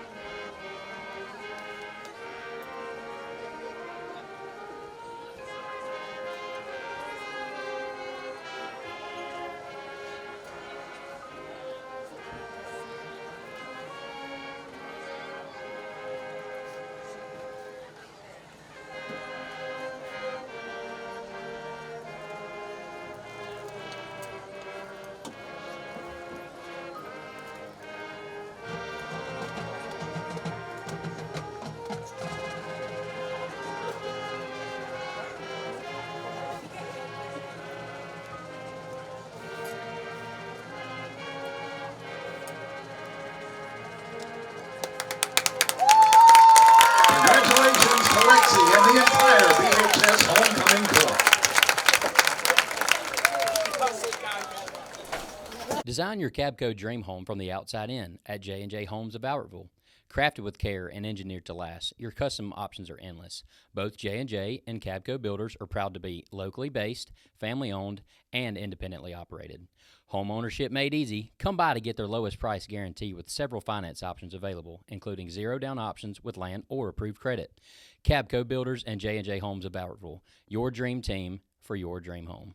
Hey folks, Mark Brickey, Sand Mountain Toyota. There's a lot to consider when buying a truck. Towing capacity, cab space, gas mileage, resale value. When you're talking with your salesman, is he willing to sit behind the wheel of the same kind of truck he claims to stand behind? Here at Sand Mountain Toyota, we buy what we sell. Not only do we stand behind our trucks, we put our own money and trust in Toyota trucks, just like you. Come by and check out our huge selection of popular Toyota trucks. Sand Mountain Toyota, we're more than a dealership. Since 1952, Wilkes Tire and Battery Service has been the place to take your vehicle for service you can trust. Our family takes pride in carrying on the tradition of providing great service, working with integrity, and giving back to the community. For tires, batteries, auto services, and more, choose the people you can trust. With 10 locations to serve you, including Albertville and Gunnersville, at Wilkes Tire and Battery Service, we get you started and keep you going. Your local Foodland Market. Your store for everyday low prices and weekly specials with savings on every aisle and friendly customer service throughout the store. We sell only the best USDA inspected meats. Our trained meat cutters offer fresh cut meats to your specification. Our fruits and vegetables are always fresh, quality and variety you deserve every day. Your local Foodland Market, where savings plus service plus selection equals satisfaction. Foodland, your football tailgating headquarters. Welcome back to L.F. Corley Jr. Stadium. Patrick Williams, Ricky Smith, and Troy Rogers from the Family Savings Credit Union broadcast booth here atop the stadium. We are in the press box in our normal booth. And Ricky Smith, a very inauspicious ending to the first half as the Boaz Pirates gave up an interception return for a touchdown to the Sardis Lions and enabled the Lions to cut this to a one-possession game, 21-17 here as we get ready to start quarter number 3. Yeah, that's one. I'm sure that Bo Bennett, kind of a freshman mistake and wishes that he had back. That's one of those situations. If you don't have it deep, you just run the ball and run it, get as much as you can. Maybe you get a late hit where you get another play, but that's one of those you don't want to throw it short, and he did, and Sardis picked it off and ran it back. First half stats, kind of even as far as total yards, but as far as total plays and time of possession, Sardis with an overall big edge in that. For the first half, Boaz, as you said, leads 21-17. Boaz with 16 plays, 163 total yards, 119 yards rushing on the game, and those 119 yards was for Presley Fant, 8 carries. Mac Thompson, 2 carries, 5 yards. Sage Bennett, 2 carries, -5 yards. Bo Bennett was 2 out of 4 passing, but had the 1 interception, 44 yards, and the touchdown pass, 33 yards to Jay Patterson for Sardis. And time of possession for Boaz, only 6 minutes and 7 seconds. Sardis had it 17 minutes and 53 seconds for Sardis in that first half. 138 total yards, 35 plays, only 34 yards rushing. Grant Coe, their quarterback, was 13 out of 16 passing, 104 yards and a touchdown. Grant Coe rushing the ball, 8 carries, 43 yards. Levi Martin, 8 carries, 18 yards. Braden Whidden, the leading receiver for Sardis, 4 catches for 59 yards and a touchdown. So I'm sure Boaz in the second half, Coach Coley and them, the defensive coaches, doing some adjusting in there. They've got to be able to get a little bit more pressure on Grant Coe, but when they get pressure on, they've got to be able to contain him because he can run the ball. So you want to be able to, you got to kind of play the lesser of two evils and see what you can do. Just try to get a little bit better coverage in the secondary. Let me give you some scores from other games. Brindley Mountain leads Asbury 20-6. Gunnersville on top of Grissom 21-0, and Geraldine leads Collinsville 14-12 at the half. And as we get ready to start this second half of play, Boaz will be kicking off, and Sardis will receive the kick, and they'll be trying to take the lead on their first drive of this second half. And the 2 kickoff returns that they had in the first half, they averaged 25 yards per return. So got to get a little bit better coverage on the kickoffs. Yeah, on the last one, Boaz had them hemmed up inside the 5, and they were able to squirt free up to the 20. Here's Aristotle's kick.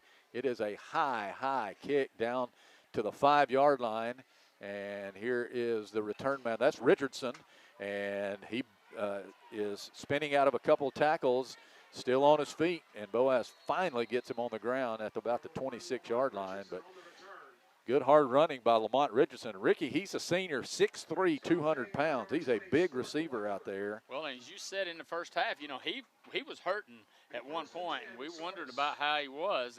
But whatever it was, he shook it off and came back into the game, returned that one out to the 27-yard line. So pretty good field position for Sardis to start the second half. And now we'll see those adjustments that Boaz has made to begin the second half.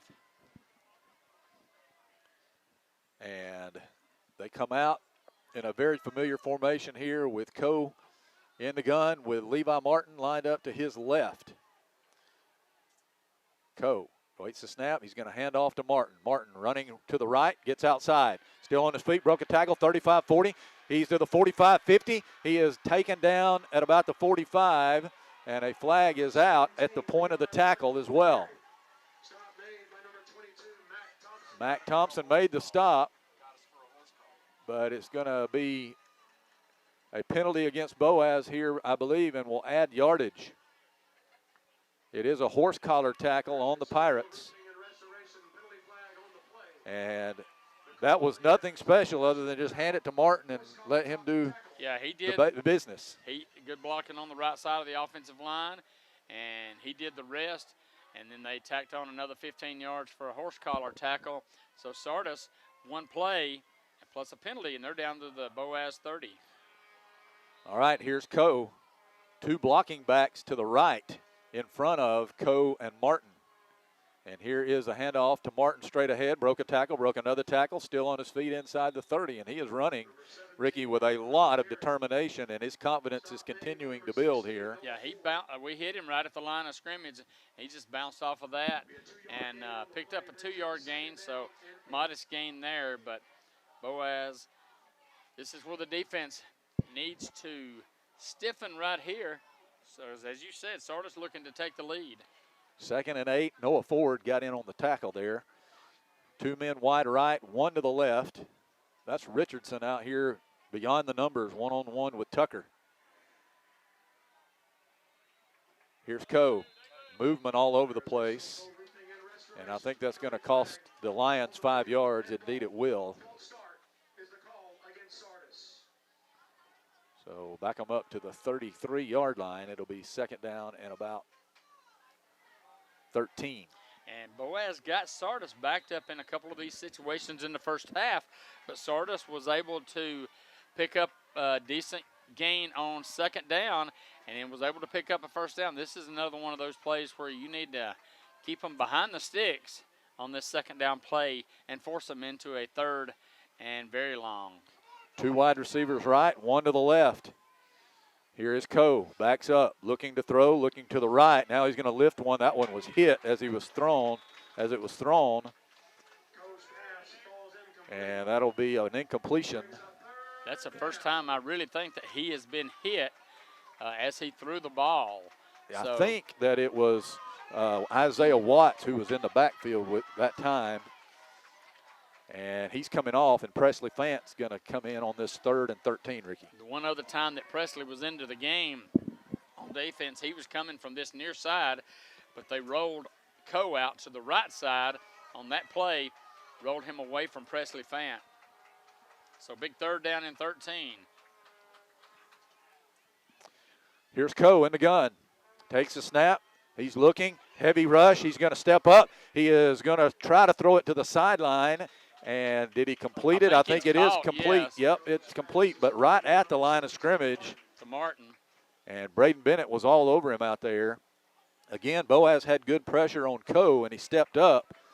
Instead of running, though, he checked down to Martin, and now it's going to be 4th and 13. So huge play in this game. Big play here for Sardis. Probably too close to punt, too far out for a field goal. So Boaz just got to get tough here. Sardis has got to get to the 20. Here's Whitten in motion, left to right. Here is Coe. Hard count. Now he'll look to the sideline. 3 on the play clock. Coe takes a snap, backs up, wants to throw, trying to look down the field. He won't be able to find anybody. They'll take him down right at the line of scrimmage. Braden Bennett, the first man there. We're going to call that a sack. And Boaz will take over. A huge defensive stand for the Pirates. So great job by the Pirate defense after one play, and they were down to the Boaz 30-yard line.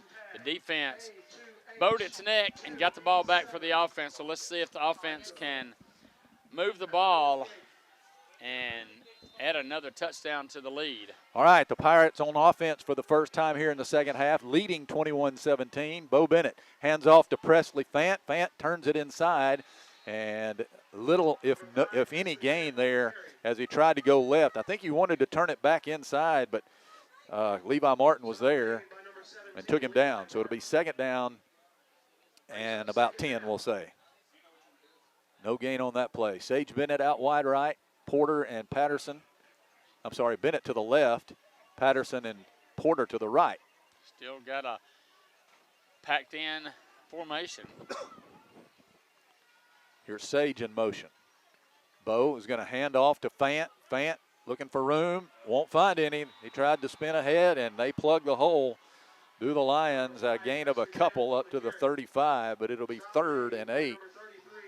That was 33, Holland, who made the tackle for the Lions. And the Pirates in 3rd and long here.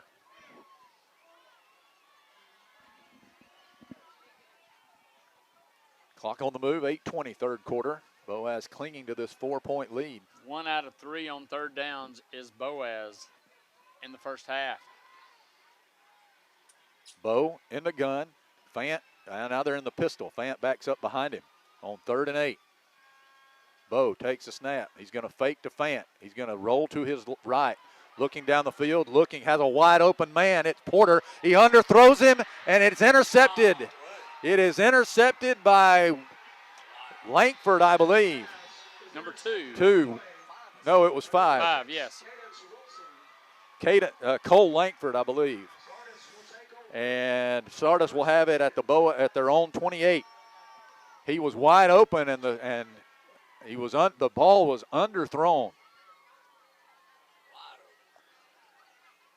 So, another Boaz turnover. That is the second interception of the night for Bo Bennett. That's 6th on the season. 1st and 10 at the 28 for Sardis. They have it right back. He had a lot of time to throw the ball, but just underthrew Porter, and Porter was there to drop the defender as he intercepted it, but nonetheless, Sardis the ball back. Right back out there with their offense. Here's Martin getting the handoff. Martin trying to go forward. Pretty well defensed by Boaz in the middle of that line. Rosario had a hand on him. And design your Cabco dream home from the outside in at J&J Homes of Albertville. Crafted with care and engineered to last, your custom options are endless. Both J&J and Cabco builders are proud to be locally based, family-owned, and independently operated. Home ownership made easy. Come by to get their lowest price guarantee with several finance options available, including zero-down options with land or approved credit. Cabco Builders and J&J Homes of Albertville, your dream team for your dream home.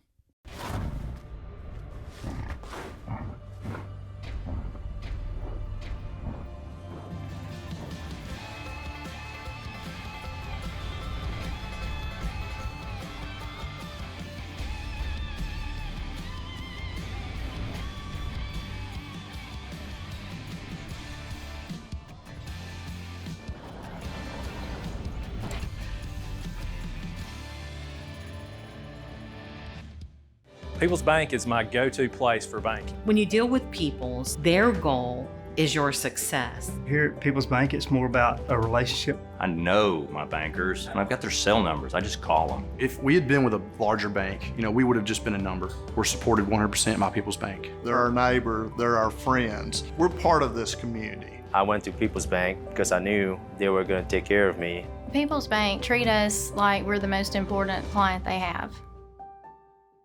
A gain of about 4, so it'll be 2nd and 6. Arab has taken a 14-7 lead over Douglas midway through the 3rd quarter. So the Lions at their own 32 here, 2nd down and 6. 2 men wide left. Coe with Martin in the backfield with him. And he's going to hand off to Martin. Martin running right. Broke a couple of tackles. Powers ahead. He's got the 1st down across the 40. Here's to number 17, Levi Martin.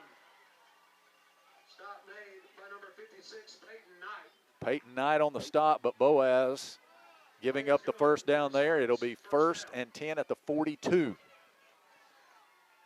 Martin showed good power. I mentioned earlier that he's a big back. 6 feet, 204 is what they have him listed.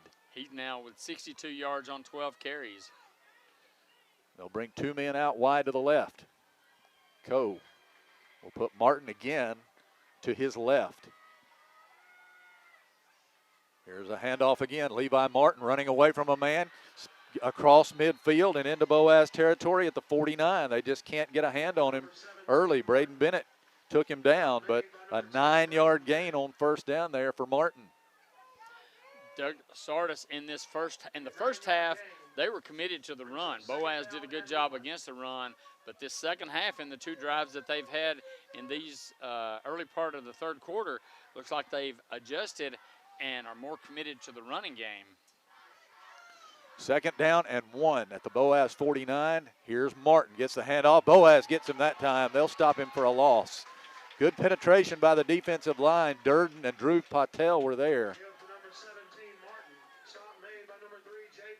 And it'll be a loss of 2 back to the Sardis 49 and a 3rd down and 3 here. Well, big 3rd down here. If you can stop Sardis without gaining any, then very good chance you could force a punt. Now Martin will line up to Coe's right. 2 men flank to the left. Grant Coe takes a snap. He's going to take it himself. He wants to run, trying to get outside, and Boaz is able to get him on the ground short of the first down. It's a gain of about 2, and it'll be 4th and 1. Cooper Horton got over there to make the tackle. Marking it right at midfield, so actually they're going to be 4th and 2. They've got to get to Boaz's 48-yard line, and they're just across midfield. A short 2 here for the Lions, and they indicate they're going to – no decision has been made yet, I don't think. Yeah, here comes Coe. They will go for it on 4th and 2. I think the bad snap on the punt is still in the back of B.J. Brooks' mind. All right, they spread it out here. 5 on the play clock. Here's Coe. And he's going to take the snap. He's going to take it himself running left. He's got the first down, and he'll take it inside the Boaz 45 to the 42, and that'll be another stick mover. That time it was Martin Ricky who carried. He took the direct snap. Thompson made the tackle, but not before they convert another 4th down. We're getting into the situations like we had last week several times that Geraldine got inside Boaz, deep into Boaz territory, and the defense rose up. They're going to have to think back to those occasions and do the same this week. Boaz leads 21-17, but Sardis on the move here. Here's Coe running a little option. They pitches it out, and a good job by Boaz. They get him behind the line, I believe. They were draped all over Coe, and he pitched it out to Martin. But Boaz had a lot of crimson jerseys out there. Boaz got him for a yard loss. I thought that maybe a little bit of generous spot there. Max Rosario on the tackle for the Pirates. And it's 2nd down and 11 at the 43. Sardis moving right to left as you listen with 3.5 minutes to go, 3rd quarter. Here's Coe. 2 receivers split to both sides. Takes a snap and backs up, wants to throw. He'll throw it underneath to Martin. Martin ran over a man, still carrying men with him, and stretches ahead, may have the first down. He just plowed over one of our defenders over there. And when he hit him, he had about 5 yards to go. But he powered his way up 4 more yards, brings up 3rd and a yard. The ball's at the Boaz 33. And the Pirates has been out on the field a lot defensively tonight, and that trend has continued here in the 3rd quarter. It's beginning to show. 3rd down and a yard. Boaz putting everybody in tight. Here is the direct snap. Martin has it. He'll run over the right side and gets the first down easily. Carries it inside the 30. Number 17, Levi Martin on the carry. Stop made. It's been all Martin and Coe. They've been doing all the damage here in the second half, mainly Martin. So, and give credit to the Sardis offensive line, Ricky. They're doing their job. They are blocking well for both runners, and the few times that Coe has gone back to throw, they protected him. This is a tight set here on 1st and 10 from the Boaz 29. Here's Coe. He's going to take the snap, going to take it himself. He's hit and dropped. I think he lost a yard. Drew Patel on the tackle. Braden Bennett also in on it. They dropped him for a couple of yard loss there, but how many times on this possession have we put them in 2nd down and 12 or 13? And they've been able to convert a lot of those times on 3rd and 4th down. 1:40 to play in the 3rd quarter. Boaz 21, Sardis 17. The Lions on a 2nd and 12 at the Boaz 31. Martin in the backfield with Coe. Coe is going to run some trickery. They're going to try to hand it off to number 6, and he is going to be taken down for a big loss. That was Cadence Wilson.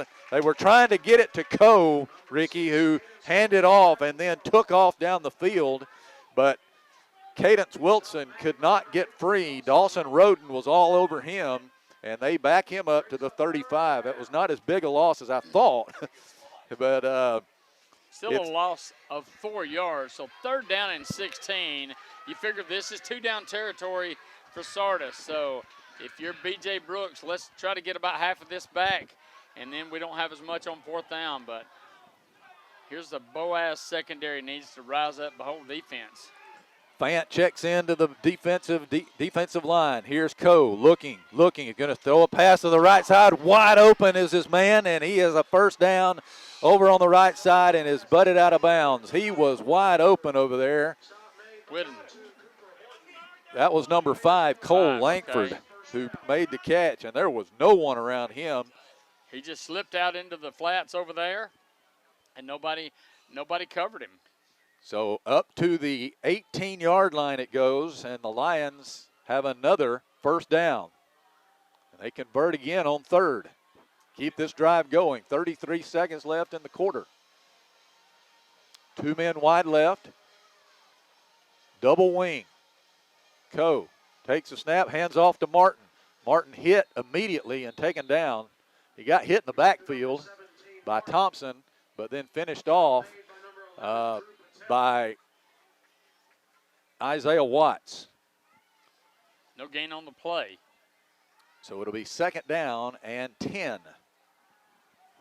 And I believe Sardis is just going to let this clock run out. We have just 5 seconds remaining here in the 3rd quarter. And no scoring took place in the 3rd quarter, but Sardis has had the ball for just about the entire time. 21-17, Boaz clinging to this 4-point lead as we change ends of the field. What should be an exciting 4th quarter is coming up. This is the Boaz Network. Design your Cabco dream home from the outside in at J&J Homes of Albertville. Crafted with care and engineered to last, your custom options are endless. Both J&J and Cabco builders are proud to be locally based, family-owned, and independently operated. Home ownership made easy. Come by to get their lowest price guarantee with several finance options available, including 0-down options with land or approved credit. Cabco Builders and J&J Homes of Albertville, your dream team for your dream home.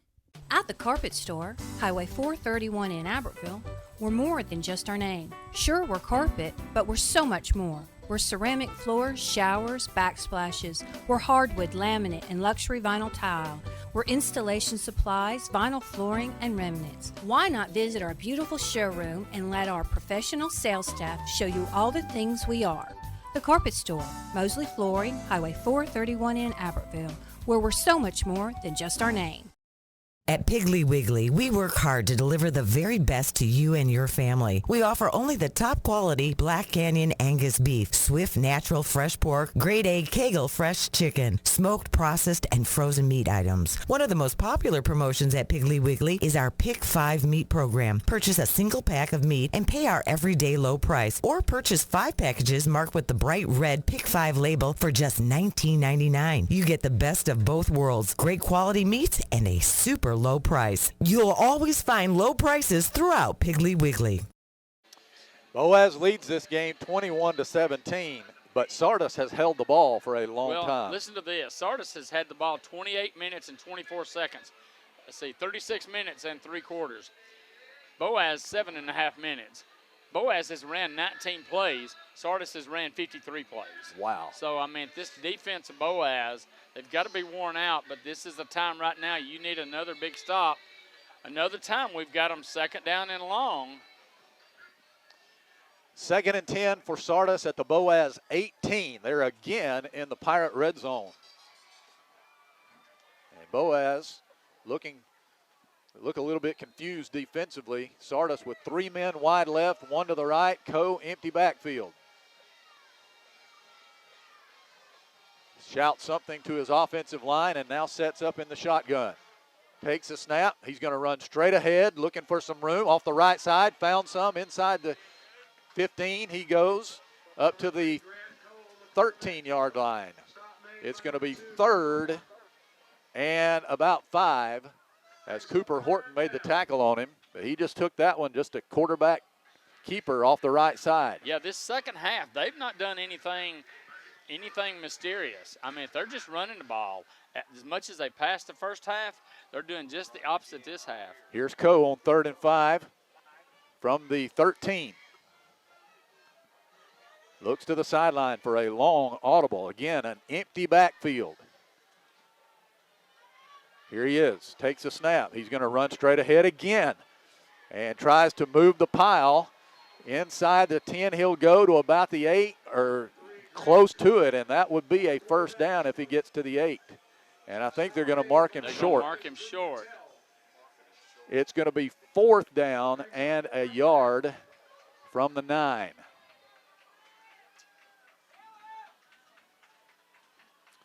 So they need, Ricky, I think they need about half a yard here for the first down. Let's see if Boaz does not just sell out and send everybody.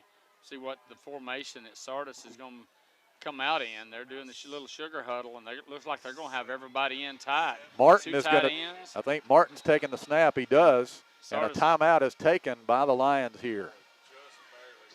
10:28 remaining.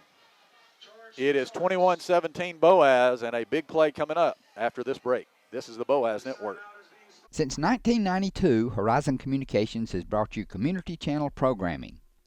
As we're preparing for another season of high school sports, we'd like to take this opportunity to thank our many loyal community-minded sponsors who've supported Horizon's local origination programming through the years. We encourage our local viewers to patronize our local sponsors and let them know how much you enjoy Horizon's community channel broadcast. For information on joining our team of community channel broadcast sponsors, give Mike Harden a call at 256-582-7373. Sardis Lions need about half a yard on 4th down at the Boaz 9. They got to get to the 8. And the Lions called timeout. They'll have 2 remaining. Well, before they called timeout, they were just packed in all together. You knew what they were going to do. Let's see what Boaz does. Looks like the same formation. And now they're going to split a couple out over here on this near side. And it looks like it's Martin who will take the direct snap here. He'll have it. He's going to run straight ahead off the right side. Goes ahead, spins out, first down to the 5.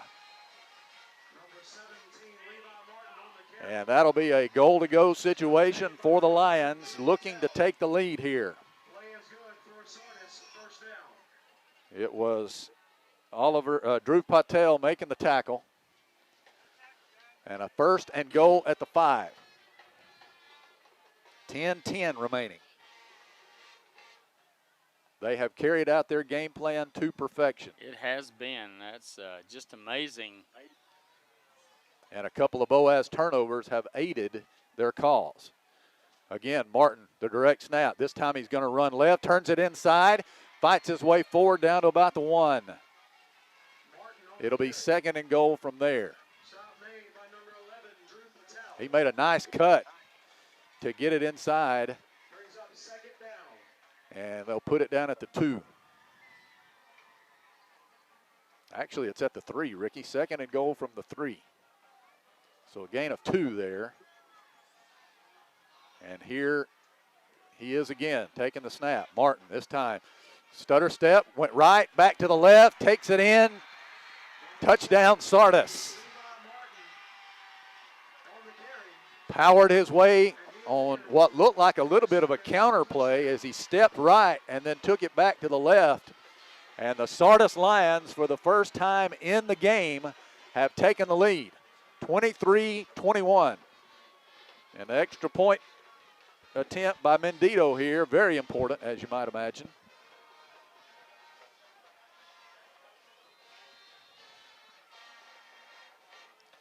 So here is Mendito's kick, snap, place, and the kick is away, and this is going to be blown dead, and they'll say Boaz is offsides. So they will have to do it again.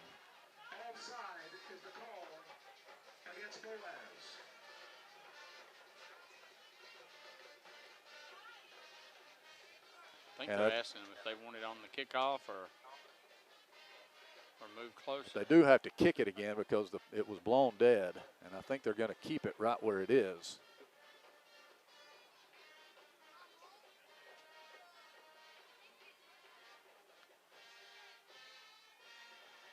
And it is declined, so they'll just decline the penalty. And they'll re-kick here. Sardis trying to get things set. They want to put a lot of guys on the left side. Where do they think the rush is going to come from on this point after? There's a snap, good, and it is up. I don't see how he got that out of there, but it is good. I think he kicked it maybe right between the arms of Dayton Porter. 9:18 to play. Sardis leads it 24-21. This is the Boaz Network. Liberty Bank is a proud supporter of Sardis High School. Liberty Bank has offices in Geraldine, Crossville, Collinsville, Sardis, Albertville, and Sneed, providing service for personal and business banking. Visit their Facebook page or website at libertybankal.com. Liberty Bank, local bankers serving local customers since 1971. Member FDIC, Equal Housing Lender. The mission at Sardis Baptist Church is to love people, lead them to Christ, and walk them through life. The staff and congregation at Sardis Baptist Church are proud supporters of Sardis schools, academics, and athletics. Go Lions! For all your insurance needs, life, home, auto, or business, give Philip Walker a call at 256-593-2000 or just stop by the office at 768 Highway 431 in Boaz. You'll like banking at People's Independent Bank and PIB Mortgage. Here, you'll receive a high level of personal service, a full array of accounts and services, a variety of mortgage loans, local loan decisions, and you will see active corporate citizenship throughout our footprint. Step up to true community banking at People's Independent Bank. www.pibonline.com. Member FDIC, Equal Housing Lender. NMLS number 466340. The Sardis Lions have taken a 24-21 lead in this game. They have scored 14 unanswered points. I believe that's right, Ricky. And that drive, we've talked about how they just controlling the ball. 18 plays, 72 yards, 10 minutes and 35 seconds on that drive. They got the ball, they just 31 minutes to 7.5 minutes time of possession, 58 plays to 19. And the 2 interceptions by Bo Bennett loom large. They do. Presley Fant is back, Ricky, as one of the deep men on this kick return. And this is going to be a short one, and it's going to come up, and it's going to be taken on a bounce by Fant. And he's going to be hit immediately, taken down at the 25-yard line. Nobody blocked. Number 11, Richard Escarment. Number 10, Caden Walters. And he dropped him right there at the 25. So Boaz will have it 1st and 10. Only their second offensive possession of the second half with 9:14 to play.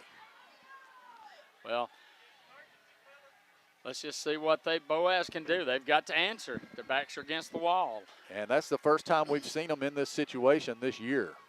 In the game they lost against Scottsboro, it was a kind of a blowout. So here's Bo Bennett, pistol formation. It's Fant. He'll get the handoff, running right, looking for room. And he won't find a lot. About a yard to the 26. That was a snap that was down and away from Bo Bennett, and he had to go down and get it. Kind of threw the timing off. They'll give him 2 yards to the 27. So it's 2nd and 8. This is where we would like a drive like Sardis has been having. So Sage Bennett is in at quarterback. Sage is going to hand off to Presley. Presley turns it inside, trying to break out of a tackle. Falls ahead for a couple of yards to the 29. Bring up 3rd and 6. Grant Coe. 3rd down and 6 for Boaz. And this is a big possession play here. You don't really want to have to punt the ball back to Sardis with the way they're controlling the ground game and the clock. And now it looks like Fant is going to take the direct snap here on 3rd and 6. Puts a man in motion. That's Bennett. He's going to fake to him. Now Presley's going to run to the right. He's got room. Presley to the 40, 45, 50. Fant to the 40, 35, 30. One man to beat at the 20, 15, 10, 5, and down at the 1-yard line. Almost a touchdown, but a beautifully designed play that time, as everybody went left and Fant went back to the right, and a wide open field in front of him, and he takes it all the way down to the 1. Two, Caught from behind by Lamont Richardson. 2-yard line is where they're going to spot him. A 69-yard run by Presley Fant. All right, here's Sage at quarterback with Thompson and Fant on either side of him. Takes the snap, hands off to Presley, tries to stretch out. They got him behind the line. That was Martin who got in there to wrap him up. They'll give him the line of scrimmage as he spun forward, but it'll be 2nd and goal from the 2. Yeah, 17. I mean, Martin is a great offensive player, but that's one thing that Coach Pruitt talked about in the coaches show. Martin's a great defensive player, and he made a great play that time, stopping Presley for no gain. Sage takes a snap, low snap. He's going to hand off to Mac Thompson. Thompson trying to go inside. He won't find much room. Again, the snap was errant, and they will put the ball down at the 2. At the line of scrimmage. So again, no gain. 3rd and goal from the 2. Yeah, I think we're going to have to try something. We got 2 plays. Try something around the, maybe try to the outside, or try to bring Dayton Porter in motion. Porter's way out to the right. Here's Sage. He's going to hand it to Fant. Fant running right. He's in. Touchdown, Boaz. He got a hold that time off the right side and put it into the end zone for his 3rd touchdown of the night. And the Pirates retake the lead. And the extra point here, Ricky, very important. Yeah, because we know Sardis has got a kicker. They can kick a field goal. So here is Axon Aristine with 6:14 remaining to try to give Boaz a 4-point lead. Good snap, good place, good kick. Boaz 28, Sardis 24, 6:14 left. This is the Boaz Network. Design your Cabco dream home from the outside in at J&J Homes of Bowertville. Crafted with care and engineered to last, your custom options are endless. Both J&J and Cabco builders are proud to be locally based, family-owned, and independently operated. Home ownership made easy. Come by to get their lowest price guarantee with several finance options available, including zero-down options with land or approved credit. Cabco Builders and J&J Homes of Bowertville, your dream team for your dream home. Hey folks, Mark Brickey, Sand Mountain Toyota. There's a lot to consider when buying a truck. Towing capacity, cab space, gas mileage, resale value. When you're talking with your salesman, is he willing to sit behind the wheel of the same kind of truck he claims to stand behind? Here at Sand Mountain Toyota, we buy what we sell. Not only do we stand behind our trucks, we put our own money and trust in Toyota trucks, just like you. Come by and check out our huge selection of popular Toyota trucks. Sand Mountain Toyota, we're more than a dealership. Since 1952, Wilkes Tire and Battery Service has been the place to take your vehicle for service you can trust.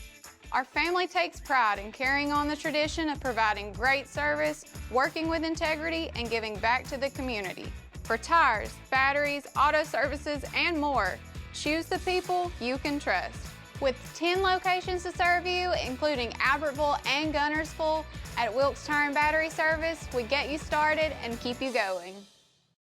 Your local Foodland Market. Your store for everyday low prices and weekly specials with savings on every aisle and friendly customer service throughout the store. We sell only the best USDA inspected meats. Our trained meat cutters offer fresh cut meats to your specification. Our fruits and vegetables are always fresh, quality and variety you deserve every day. Your local Foodland Market, where savings plus service plus selection equals satisfaction. Foodland, your football tailgating headquarters. Now, a back and forth game we have. It is Boaz 28, Sardis 24. First points the Pirates have scored since midway through the second quarter as they just put a touchdown on the board. Yeah, I mean, 6 plays, 75 yards, 3 minutes and 4 seconds. Boaz doesn't need a lot of time to score. Did we score too quick? You know, now the defense is in the hands of the defense. Got to get a stop and get the ball back for our offense. Pirates would love for Aristine to kick this one into the end zone. Just put it into the end zone and make Sardis start at the 20. Because Richardson is a good return man. He's already proven that. And little Braden Whitten back there has got a lot of speed. He does, so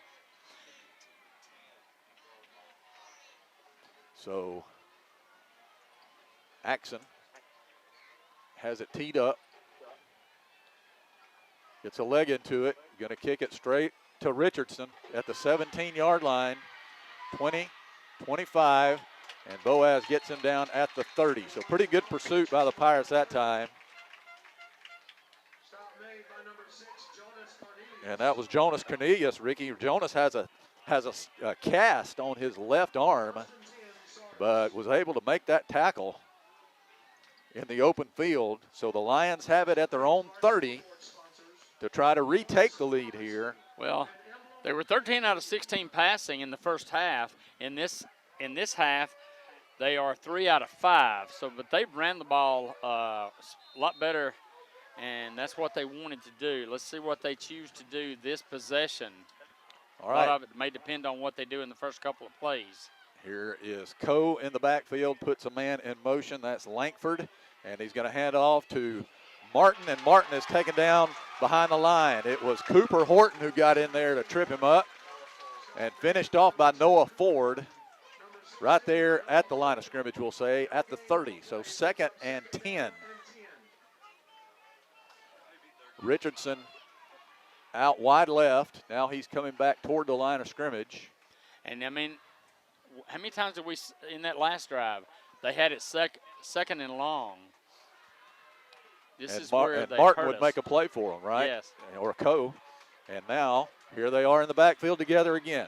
5.5 minutes to play. Martin now is going to motion out of the backfield. Coe's going to take the snap, looking to throw, looking. Now he'll run. They got him. That's a sack by Jaden Durden. Durden and Dawson Roden converged.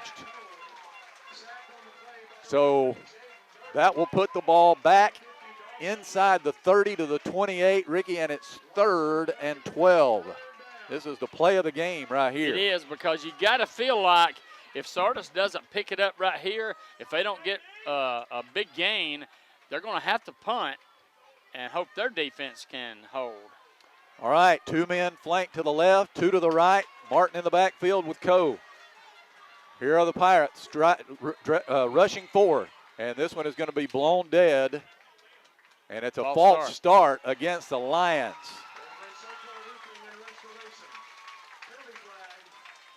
Somebody got a little bit too antsy. Coach Dusty Darnell down there in the official's ear about that early movement. Yeah, 3rd down and 17. They've been in some long yardage situations and have converted tonight, but none this long. 3rd and 17. They've got to get to the 40.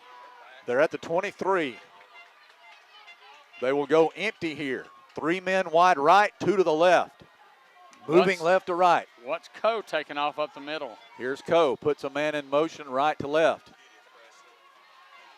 And here is Coe.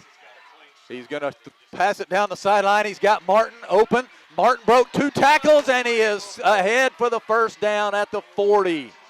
Out in the flat, he caught it. Coe running away from a pursuing Presley Fant, and he finds Martin on the sideline, and he just did what he's done all night long. And they're going to mark him just short, Ricky. I mean, they do move the chains. Okay. He's at the 40. That's a first down. He got just to the 40, yes. Unbelievable. Again, they'll go empty here. Here's Coe from the gun. 2 men wide left, 3 to the right. Takes a snap, backs up, wants to throw, shoots a pass out, incomplete, looking for Richardson. 2nd and 10, but 3:59 remaining. The clock stopped on that incompletion. Levi Martin tonight, 22 carries for 89 yards, 5 catches for 49 yards, and that 17-yard catch right there was the most impressive one of the night. Coe is 17 of 22, 148 yards. So they're throwing the ball a little bit more than they did in the first few drives of this half. 2nd and 10 from the 40. Coe backs up, looking to throw. He's going to shoot one down the sideline, overthrows his man, had Richardson behind the defenders. He was double covered, but he was still had the step, but he overthrows him. Way overthrew him, and that was one that I think Coe wishes he had back. 3rd and 10 at the 40. Boaz leads it 28-24. Sardis 6 out of 13 on 3rd down conversions. They're 3 out of 6 on 4th down conversions. That's been the story of the game, really. Got to get off the field. Martin in the backfield with Coe. One man wide left. Now Whitten in motion right to left. Coe backs up, looking to throw, looking. He'll throw it to Martin short. He is going to be hit by Durden and a couple of others after a gain of about 3. They did a good job that time. Once he caught it and got hit, they didn't allow him to get much more yards after contact. They're going to mark it at the 43, so that's a 3-yard gain. 4th and 7 for the Lions here.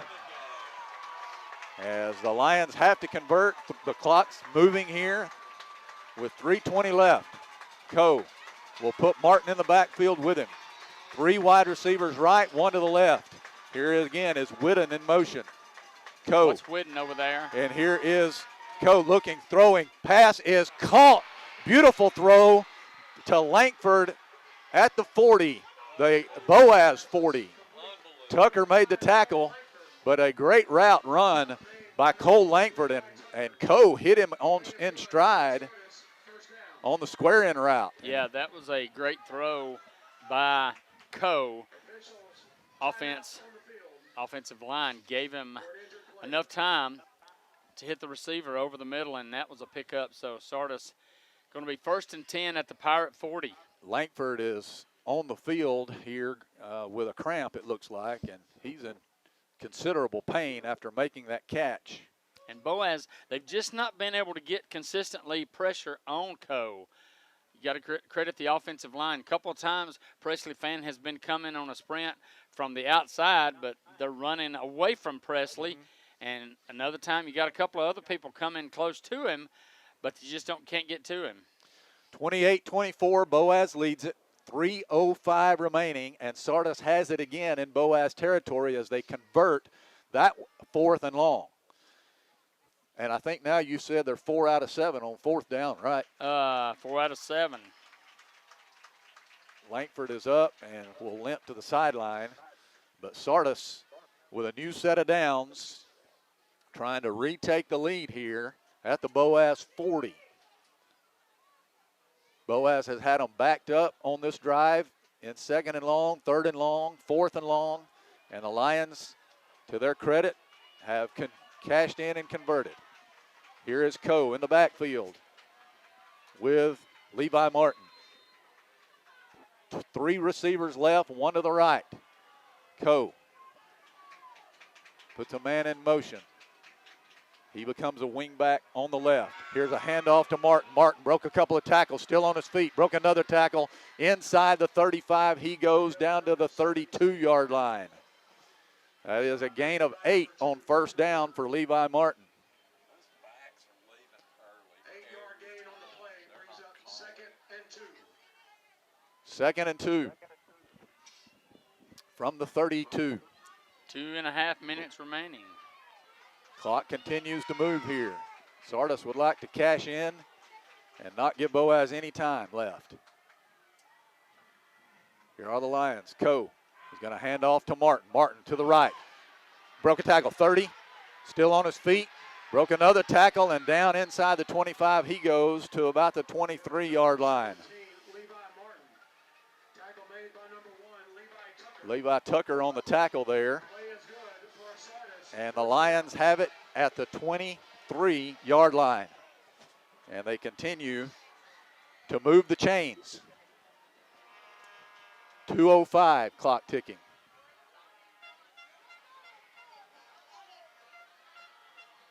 Richardson will come wide right. 2 men out to the left. Martin in the backfield with Grant Coe.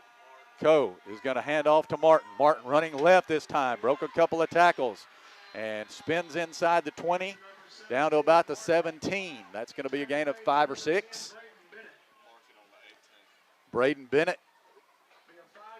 makes the stop after a 5-yard gain, 2nd and 5, a minute and a half to play. Sardis has 2 timeouts remaining. 2 men wide left, 1 to the right. Here's Coe. He's going to hand off to Martin. They got him in the backfield. Dawson Roden, the first man there. Jaden Durden also there. And they will drop him, Drew Patel, and they will drop him back outside the 20.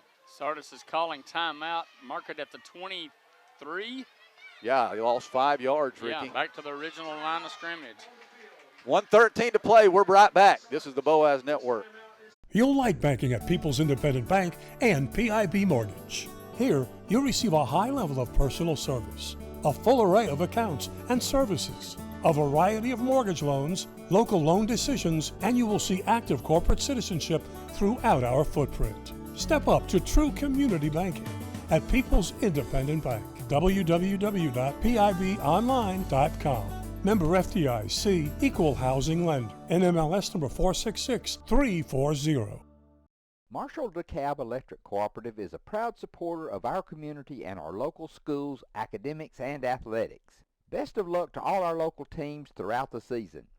Our mission at Marshall DeKalb Electric Cooperative is to provide the most reliable electrical service at the lowest possible rate. We strive to achieve our mission with quality and reliable service and a commitment to our consumer needs. We want to be a beacon in each community that we serve. This is Julie Battles for Twilight Monument Company. It's hard to lose someone you love, and at Twilight Monument Company, they want to help give your loved one a nice memorial that you can enjoy for generations.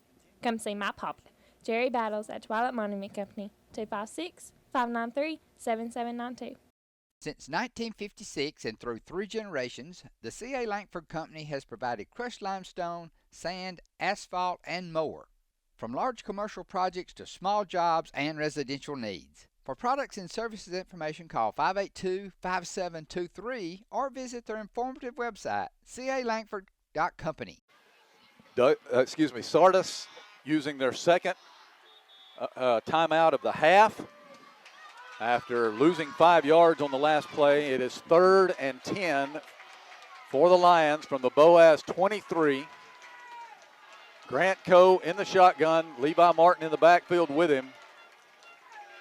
2 men flanked to both sides. Grant Coe. What's the pass? As Martin motions out. Go out to Martin. He's looking down the field in the end zone. It is incomplete, and a flag comes out on the coverage in the end zone. He was trying to get it to Whitten, and Mac Thompson was covering, had good coverage on him, but they're going to throw the flag for interference, and that is going to give the Lions a reprieve.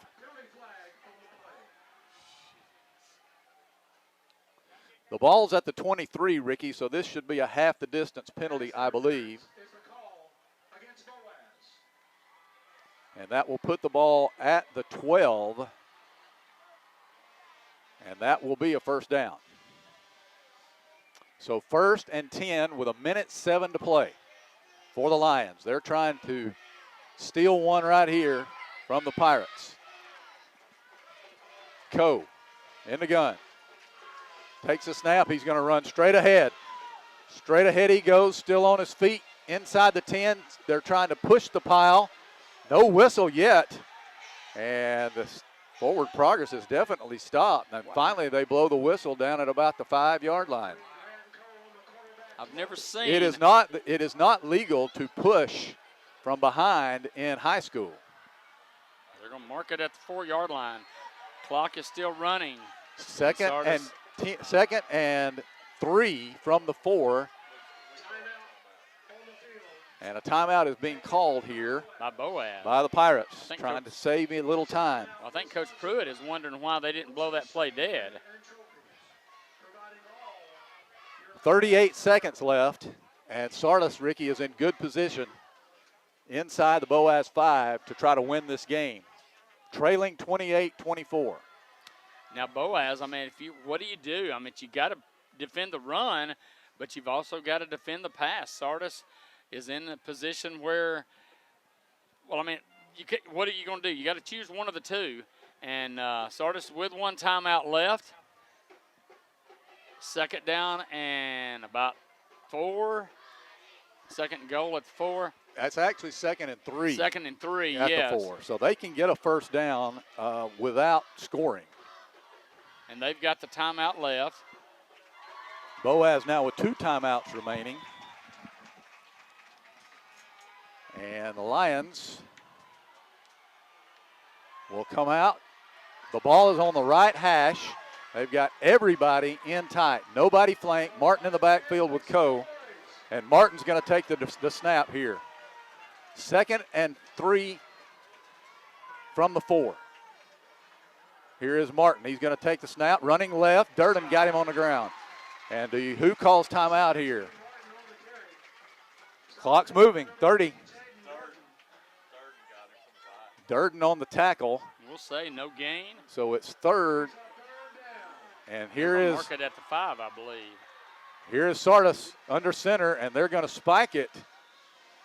And it'll be 4th down. Wow.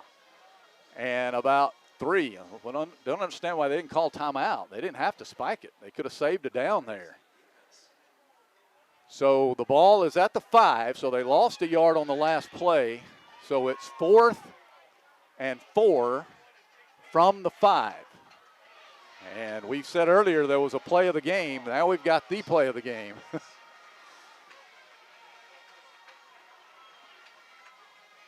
Do you sell out on the run here, Ricky, on Levi Martin or Grant Coe? 3 seconds on the play clock, and they're going to have to call their timeout. And they'll go to the sideline. We're going to take a quick one, too, to catch our breath. This is the Boaz Network.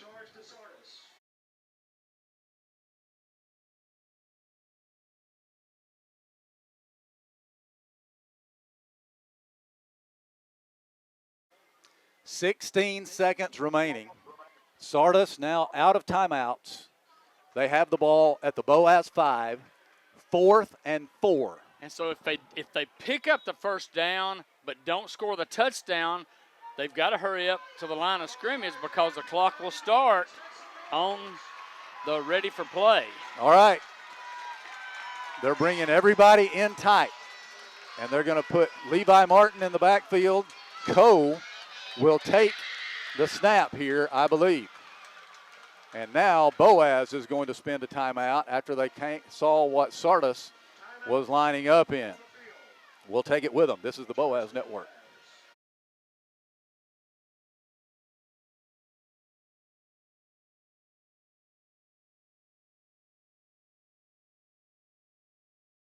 Boaz 28, Sardis 24. A 4th down upcoming for the Sardis Lions.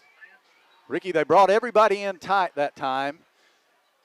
I thought they might pass out of it. Well, if they do that, you've got to watch them slipping somebody out into the end zone.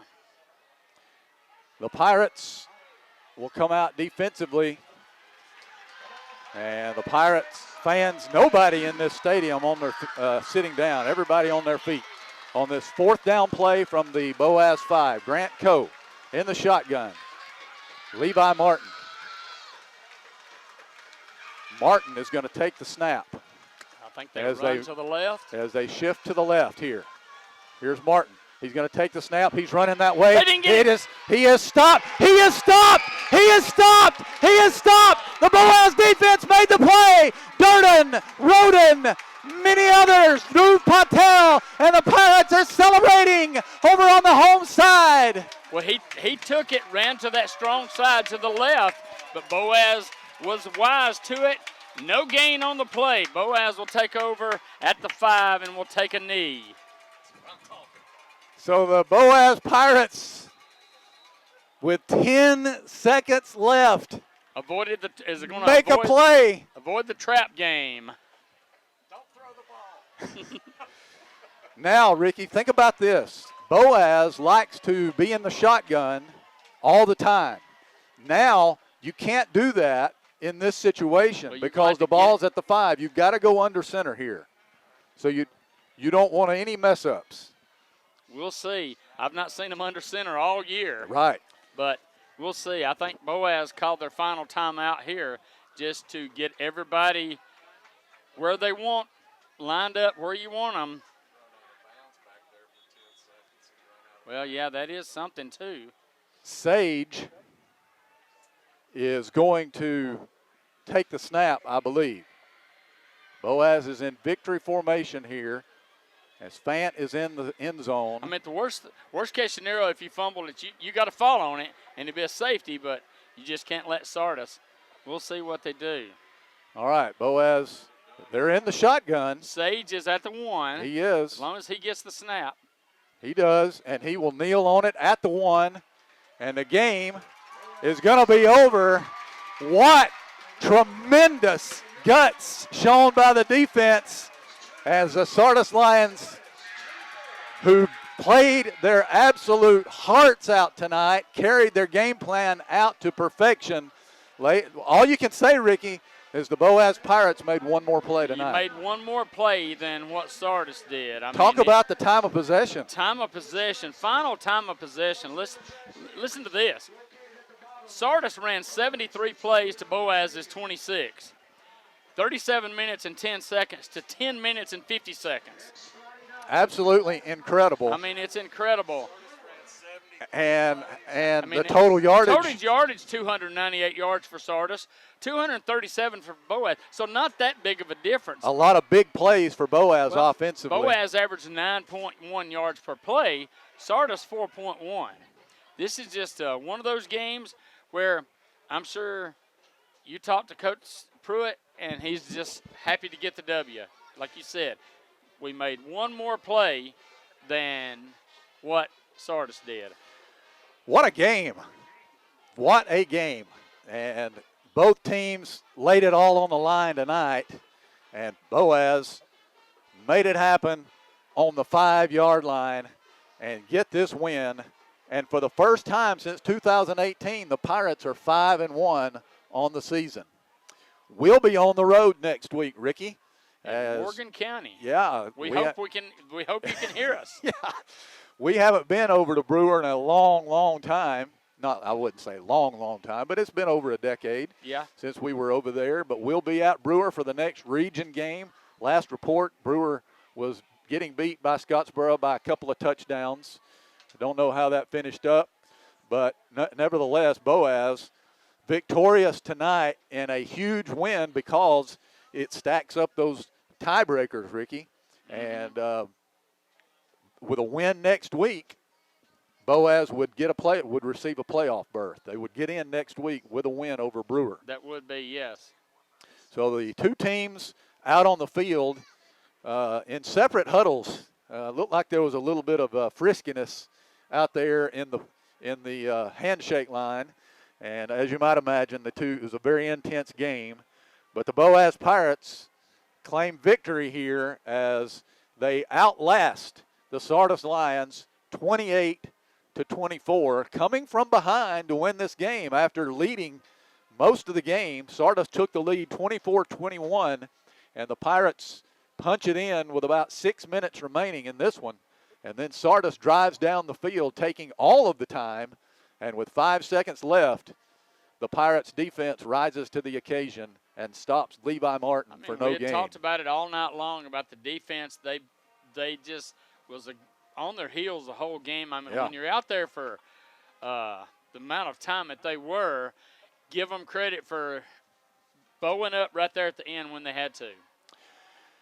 So that's going to do it from Corley Stadium. Next week, we'll be on the air at 6:30. Ricky will have the Coach Luke Pruitt pregame report. I'm sure you'll have a lot to talk about regarding this game, and then look ahead to the Brewer Patriot game next Friday night. And then along about 6:45, we'll be live from the stadium over there at Brewer, and we'll have all the action for you and the play-by-play story. So that's going to do it for tonight. For our spotter, Troy Rogers, for our statistician and analyst, Ricky Smith. Again, your final score, Boaz 28, Sardis 24. This is Patrick Williams saying so long, everyone. Horizon Communications' archives of local high school sports and school programs now spans decades and generations, covering multiple sports and programs. DVDs of these memorable events make the perfect gift for any occasion, and the cost is simple and affordable. The first game or program DVD is $20, the second game or program is $15, and then any others are only $10 each, all on their own individual DVD. Pre-1990 games converted from coaches' films are as low as $5 per game. We have hundreds of games from the late 50s on up. Give us a call at 256-582-7373, message us on Facebook, or email mharden@horizoncommunications.net to check the availability of your desired event. Let Horizon Communications help you with the gift of video to be treasured for a lifetime. Since 1992, Horizon Communications has brought you community channel programming. As we're preparing for another season of high school sports, we'd like to take this opportunity to thank our many loyal community-minded sponsors who've supported Horizon's local origination programming through the years. We encourage our local viewers to patronize our local sponsors and let them know how much you enjoy Horizon's community channel broadcast. For information on joining our team of community channel broadcast sponsors, give Mike Harden a call at 256-582-7373.